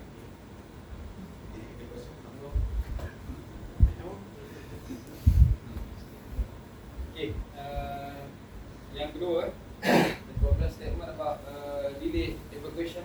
So untuk pindah buah, isu pindah buah ni dia punya cost dia, isu dia mostly lah infrastructure tu sendiri. I mean kadang kita punya access and infra, jalan kan, kita punya jambatan, culvert kita kan. So untuk action plan, untuk kita outcome the problem, untuk kita fokus pada yang menjadikan crop losses. Tapi crop losses ni dia berkait. Actually sebenarnya delay harvesting ni boleh berkait dengan keadaan fizikal ladang, pekerja tu sendiri, dan condition ladang tu sendiri, infra ladang tu sendiri kan. So kita kena ada proper maintenance program lah. Basically kalau macam preventive maintenance program ni, tapi kita akan dah lay out saja. So that's why untuk continuous improvement plan ni, kita mesti basic maklumat asal ladang. That mean kita punya peta jalan utama dekat mana, culvert dekat mana kan. So kalau kita ada preventive maintenance road, preventive maintenance plan ni kan, so kita boleh lay out dekat mana yang kita akan jangka rosak, berapa persen kita nak baiki untuk bajet tahunan, bajet lah. So maybe untuk kita buat 40-30%. So tempoh 3 tahun, jalan kita, infra kita supposed to be successful lah, boleh access, easy to access. That's why kita kena ada proper info data dan proper machinery and tools untuk buat kerja tersebut. That means kalau kita ada proper program, kita dah tahu apa jentera kita nak pakai.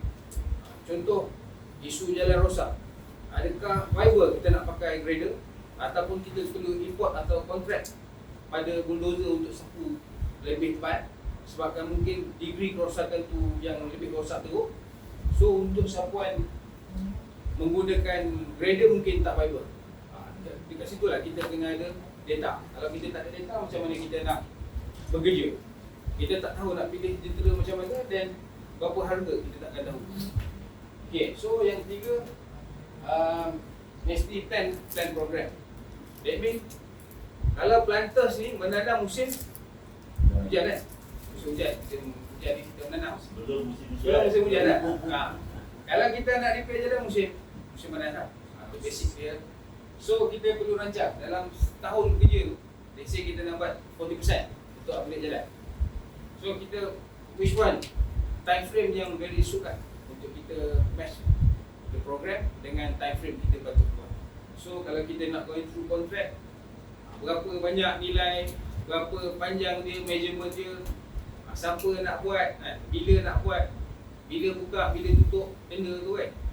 Kat situlah kita ada orang kata yang lebih berkesan lah, kaedah lebih berkesan supaya kita ada program kerja yang mampu dapat menyelesaikan kita punya masalah di ladang dari segi infrastruktur dan kita punya aset-aset di ladang. Okay, apa lagi nak sambung? Saya tambah sikit.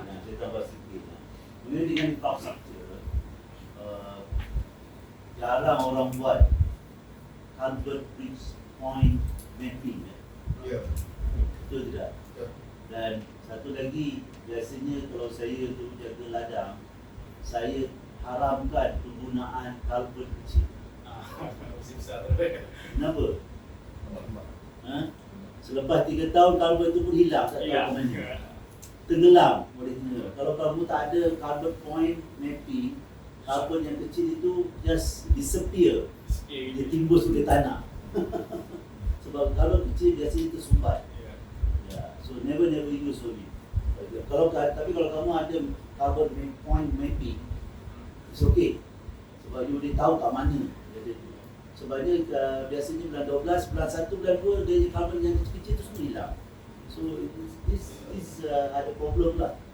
Jadi infrastructure tu jugalah. Planning program, proper info data, itu proper info data tu also referring to the mapping. Mapping. Sebab kita ada road system mapping kan. Road system mapping biasanya orang tak masukkan bridges, culvert. In fact, lagi satu yang kalau kita tengok kan, banyak cakap mengenai dengan tanam pokok di kawasan begini. Platform mapping. Platform mapping kena buat juga. Sebab sekarang ni dah ada GPS. Pakai telefon pun boleh detect ni kan. So, you punya map tu digitalizekan, masukkan dalam telefon kamu boleh tahu kat mana diperlukan platform. Alright? Jadi saya ada sini info lah. Now, continue. Okay, so macam yang proper info tadi, macam biasa kita guna Beza map. Saya ingat Sinoni pakai, boleh letak gambar apa dekat mana rosak. Kita develop dalam info lah. So kita ada dapat data collection. Okay, yang Tadi selalu mungkin yang data collection problem tu daripada admin lah ini problem. Okay, last kali bila kita dah selesai masalah dengan delay harvesting dan delay evacuation, okay, common sekali adalah kehilangan daripada segi loose screw. Ini common kat mana-mana pun. Okay, masalah loose screw ni dia puncanya satu related dengan delay pada harvesting. Sebab bila kita delay harvesting, buah akan jadi terlalu masak dan biji banyak boleh jatuh. Dan yang kedua, masalah disiplin lah. Disiplin pekerja itu sendiri. Terutama sekali, dia potong buah, biji tak penting, ambil buah sahaja. Okay. So, untuk action plan, satu kita set upkan loose screw collector.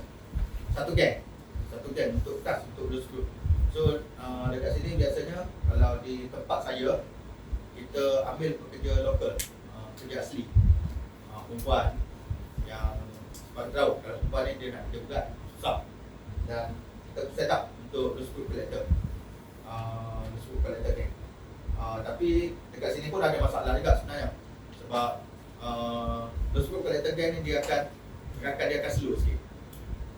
So banyak terjadi akan tertinggal lah biji dekat platform. Sebab orang potong buah dah pindah ke blok lain, tapi loose screw masih lagi duduk kat blok ni. Okay. So untuk continuous improvement plan, kita boleh pergi ke arah mechanization. Sebab sekarang ni pun dah ada mesin yang boleh pusing dekat kawasan circle untuk biji. Dan so dekat situ kita dapat dimakan penggunaan pekerja.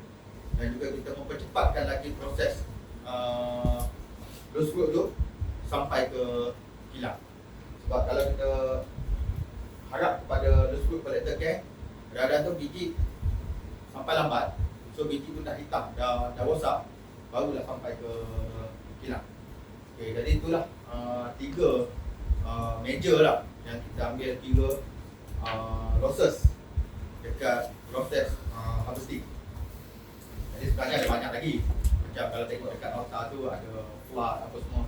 Tapi flood ni kita tak ambil sebab dia macam bermusim, bukannya sepanjang. Jadi kita ambil dulu yang mana yang rutin, yang harian.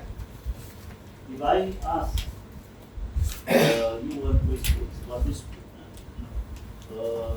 related to the harvesting and disciplinary, then your action plan is set up to school collector. But I believe this already happened. What is your one step before this happening? What is the first step? make sure it harvesting ground below the expected. How? Fulfill the keperluan pekerja. Fulfill the keperluan untuk harvester tu. Fulfill tapi pekerja tak sampai. Kalau pekerja ada ramai ekstra, you mesti divert lah, pergi yang potong buah. Ini tak ada. Sebab tu dia jadi loose screw. How? Supervision. Ha? Supervision. Supervision dah lewat. What will be the first step? One step before. You all dalam plantation always think of one step before it happen. This is already happened. Loose screw. Dah jatuh bawah. Tak buat apa. That's why dia kena buat itu, dia kena buat ini. But you got to think of one step before. Before the loose screw drop. Dia one loose screw drop kan. Belum baru potong. Kalau dah 100 jatuh kan, dah lewat kan. Itu dah lewat lebih kurang 10 hari. But what action you supposed to do before that drop one loose screw drop and the next loose screw to be drop? What action you supposed to do?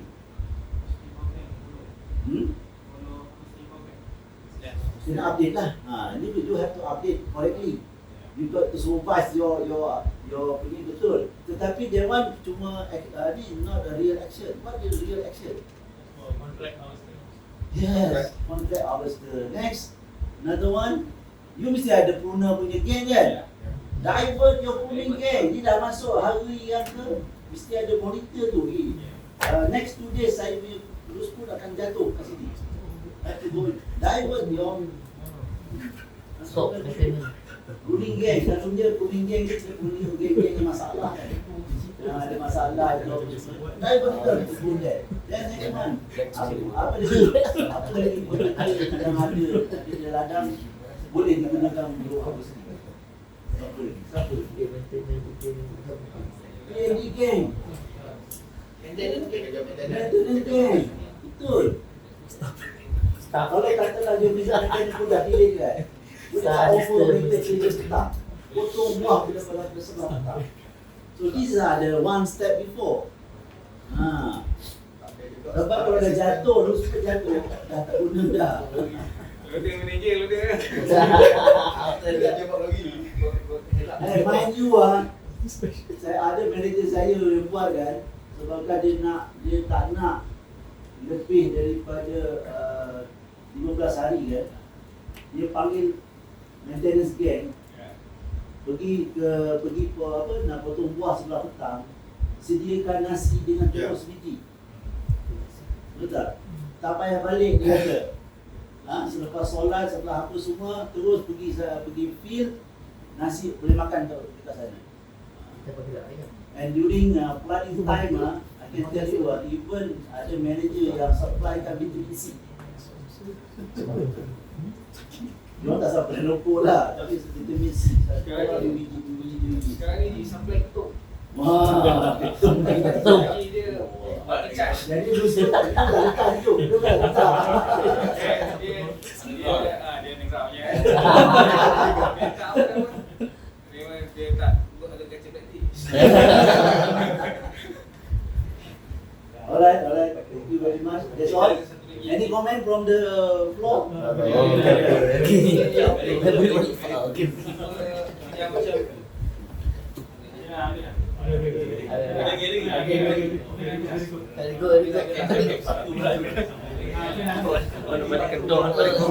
ini saya share lah. Saya share benda yang saya buat lah. So, ni situation dekat ladang berulang dalam masa setahun. Sebab for me lah, ladang dia akan mengalami penghasilan yang start tengok trend masing-masing kan. Dia akan jauh, naik dan dia akan turun balik lah. Time peak kita akan lost sebenarnya isu biji ke boleh dekat peak lah. So, saya relatekan dengan land dia more to interval lah, memastikan pusingan yang mencukupi. Lepas tu kita punya sasaran target satu penuai itu berapa hektaris dia akan pergi boleh sampai target tak. So yang ni dekat point yang bawah, yang ni point atas, ni tinggi kan. So yield boleh relate dengan productivity per minute, supposed to be relate juga. So untuk situasi pertama, high yield low hektar. That mean biasa kita akan mengalami lah bila time peak lah, mostly time peak. Haji pun cakap tadi. Okey, time ni kalau kita dalam keadaan normal fokus lah 1:20, 1:25 lah. Biasa kita guna kategori ni by menu lah. Kalau kita still dengan pekerja yang sedia itu ada, losses tetap berlaku, confirm. Interval supposed to be more than 15 days. So yang practically yang Tuan Haji beritahu tadi betul. Kena encourage ada tambahan add-on punya pekerja. Macam saya selalu buat adalah kita tengok trend mana projek. Kalau ada kata ada projek-projek atau division kita yang dah start crop dia tu, kita import dia. Sebab challenge sekarang ni, budak kalau dia pekerja am dia susah untuk pekerja nak jadikan harvester. Biasanya ayat dia paling senang, paling mangkuk lah budak tu, kita hantar dia pekerja am. Kalau yang hebat sikit, kita akan upgrade dia jadi penuai, betul? So basically saya akan dapat at least lah dia boleh jadi kutip biji dengan front untuk susun buah pun okey. So dia akan membantulah. Jadi penuai sedia ada more tu going through single cutter practice.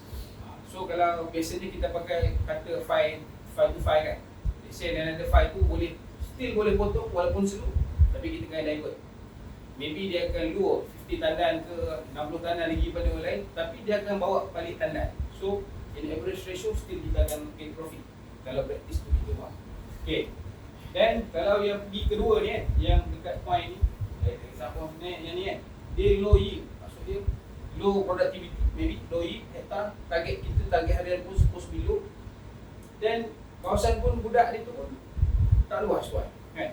Kawasan kuai dia sepatutnya kita set up satu kata 2.5. Kalau multiple by 2 lah, kalau manual 5 lah kan. Tapi dia tak dapat tu, actual mungkin multiple by 2 dia boleh pergi 3 hektar je. Jadi kita akan leakage 2 hektar. So dekat sini bila lama-lama kita pun supposed to be high, confirm high daripada yang kita dah rancang kan. So dekat sini more tu pada itu tadi yang unskilled workers. Sebab saya nak didikkan dengan yang template tadi tadi. So disciplinary punya isu, unskilled worker punya isu, condition. That means kita dah state dekat yang slide first tadi kan. So benda tu yang akan terjadi kalau kita tak ambil action. So kalau kita tengok dia akan balik dengan ni. Kalau dalam keadaan normal manpower condition ni, faktor manpower boleh jadi, faktor condition boleh jadi faktor visible of fraud formation pun boleh jadi. So high hektar ni tuan-tuan mesti akan dapat dekat celah-celah pekerja kita yang kurang gaji dia, yang kurang hektar dia, tapi akan ada pekerja yang dia boleh, orang kata self motivation, dia ada driven factor lah, yang dia boleh pergi sendiri. Jadi biasanya kita tak, as manager kan, kita boleh, orang kata kita lepaskan sikit dia ada degree of freedom ni mungkin ada lah. So dalam keadaan normal season pun dia boleh go into, biasanya dia akan dapat target hektar. So hektar dia akan dapat, tan pun dapat. Maksudnya dia tahu responsibility dia. Ini kalau kita terjemah dalam pekerja, ini lombok yang rambut dai ni, rambut dai belah-belah ni. Ini lombok 40 ni, 30-40 boleh pergi. Dia ada driver di sini. Sebab tu saya cakap motivation sendiri, self motivation tu very penting lah. So yang ni nombor apa ni? Tuan-tuan ni yang sini nombor. Macam saya punya pakai ni, doi dia high hektar. That mean ini selalu kita jumpa ketika mana buah-buah tengok orang panggil melawas kan. Dekat ni saya buat assessment, satu pokok, satu tandan refer kepada 12 pokok. That mean normal untuk prime age lebih kurang 12-13 tandan per pokok per tahun. That mean kita akan dapat 0.5, 0.6 di sini. Actually, yang ni kalau tuan-tuan buat assessment must be 0.3 ke bawah. Ada punya potential yield tandan per pokok. Paling jinak pun saya jumpa 5 pokok satu tandan. Ini pun kalau jadi budak pun dia pun malas nak kerja. Dia tahu. Dan soal tuan-tuan, 5 kali pokok jalan baru jumpa satu tandan. how best kita manager, how best kita assistant, pemilah. Budak lagi tahu ladang. Budak lagi tahu sebab dia hari-hari mengadap pokok. So dia orang boleh plan, cuti. Kalau macam tuan-tuan yang kontraktor, dia akan plan boleh pergi. Dia kerja dekat ladang tuan lagi ni, kan dia lagi ladang saya pula. Dia akan tahu bila mana dia tak tergaji, dia akan lagi. Tiba-tiba dia datang balik dah. Dia biasa macam tu. Sebab saya cakap budak lagi tahu bagi kita. So macam Tuan Haji cakap tadi, kita kena must be one step before dia orang kena ni lah. Jadi inilah saya punya sharing sebab nak related dengan tajuk tadi lah. Okay, thank you. Alright, saya tambah sikit lah. This is good. Ini relatedkan dengan jumlah hektar, productivity dia, daily productivity, jumlah daily hektar. Kalau dia dah bekerja lebih hektar tapi masih lagi low yield kan, Dia memang kita, you all sebagai management team must be able to detect. Masa itulah you kena offer kerja extra. Macam tadi saya cakap, ada satu group AWACS mereka kan. Diorang je lah bakal menjadi AWACS. Bagilah extra insentif untuk mereka report balik, bagi data balik kepada office kan. Alright, kita bukan untuk bulan lagi. Ni nasi bagi. Kedua, your title apa? Data comparison. Problem. Okay, silakan. First, problem dia data bunch inaccurate. So tadi tuan tadi data comparison, so soal buat data lah. So second, why, kenapa reason dia adalah bunch counter tu orang baru new. So action plan dia kita provide training lah, set up SOP. So new bunch counter tu, and then untuk dia letaklah training juga. Training atau assessment. Ada Kita tak bagi Yusof buat training. BBC tak. Dan kita problem dia network training accurate. Reason dia adalah Sebelum tu saya dah tanya, training tu done by whom? Kakak, siapa yang kena buat training?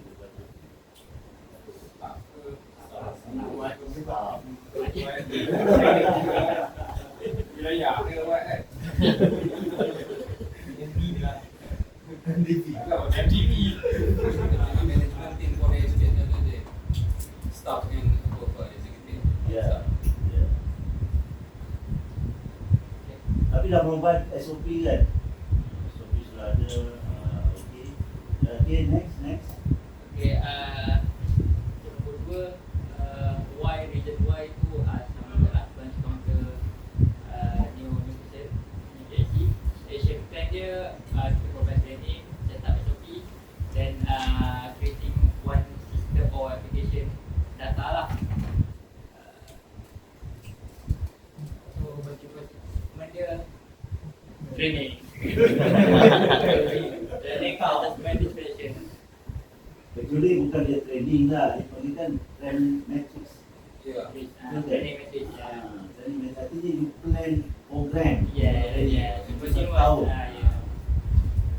Lepas tu kamu kena sediakan modul dia. Baru dia panggil training. Sebelum training matrix dibuat, mesti ada training needs dan juga training analysis. Nanti semua dapat MSQ tahu lah kan. Okay, third point, harvesting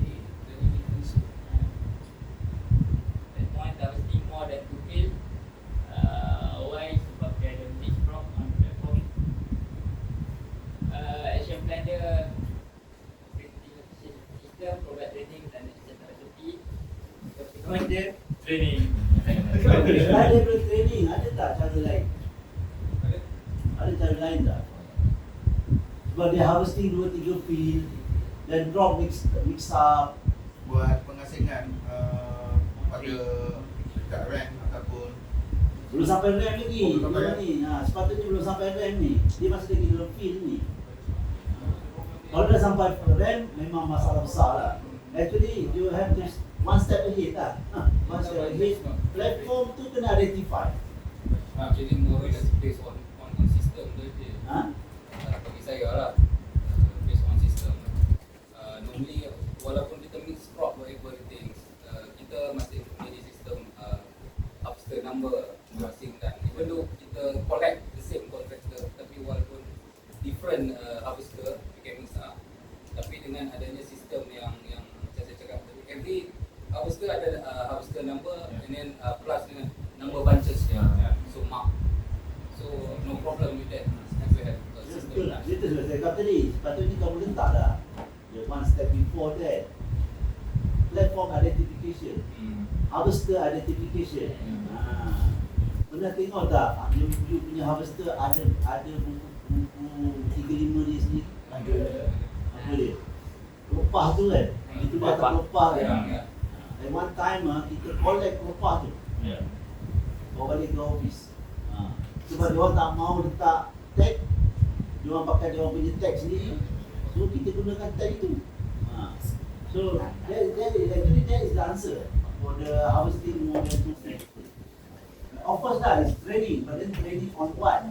So kita kena identify the platform system. Dia orang kena letak platform. Platform tu kalau dekat barisan ini, dulu barisan ini. Yeah. Establishment. Dia tu. Sebelah dia ada satu lagi platform. Walaupun dia satu tandan, dia kena letak platform ini. Begitu. Sebab harvester memang tahu. Dan lepas satu lagi, kita panggil apa? Mana lagi satu? This is very common on the OS. Task system.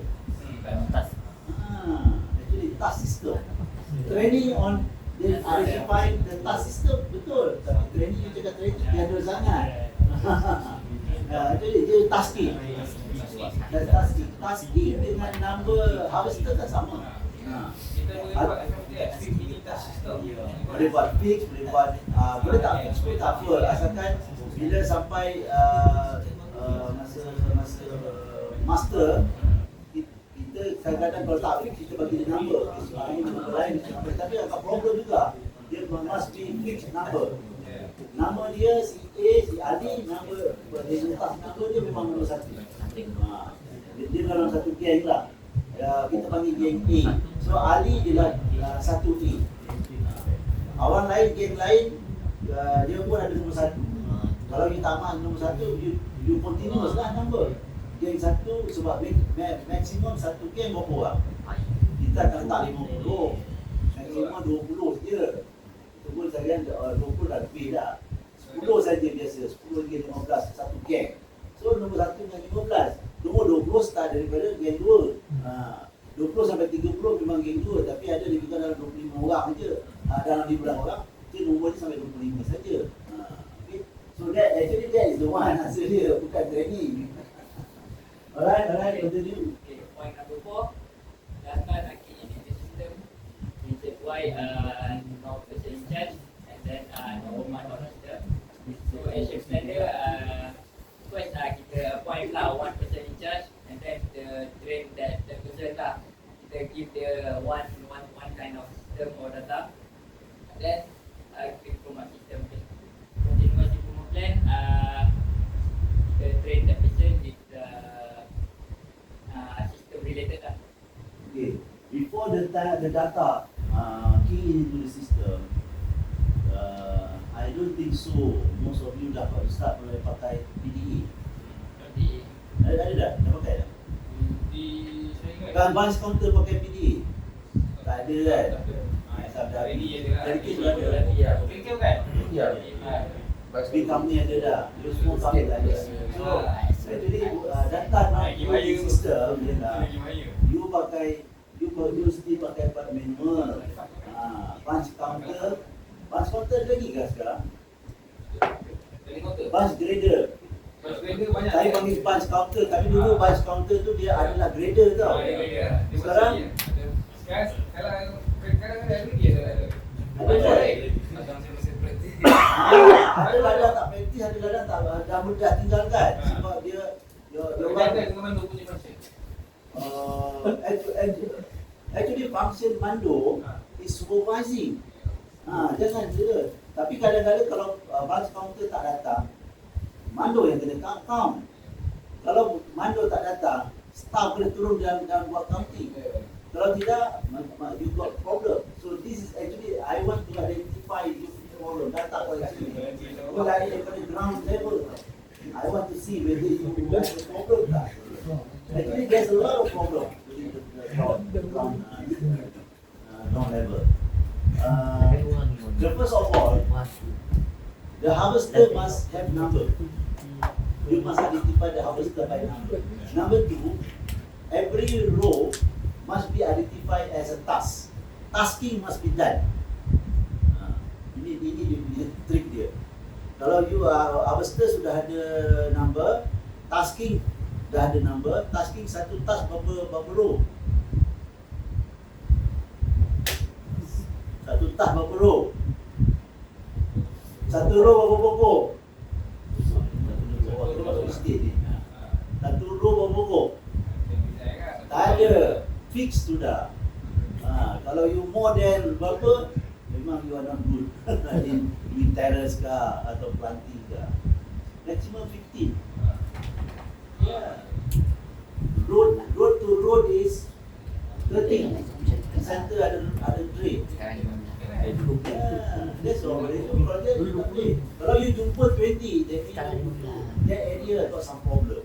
You got to monitor. Sebab satu task maximum 4 rows. Masuk keluar.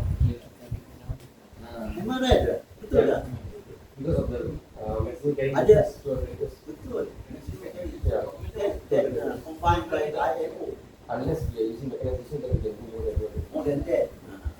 So kalau manual kan, maximum 4 rows only. Maximum 4 rows. Then one row got 15 pumps. So 4 rows is about 60 pumps. Okay. One task is 60 pounds. Yes, 60 pumps. So one house there to how many tasks in a day? They must get how many time.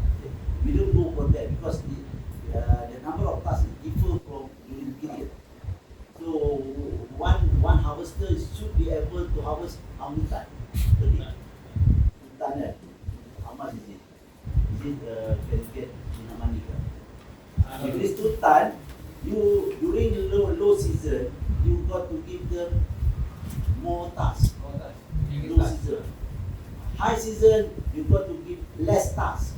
That's why tasking is very important.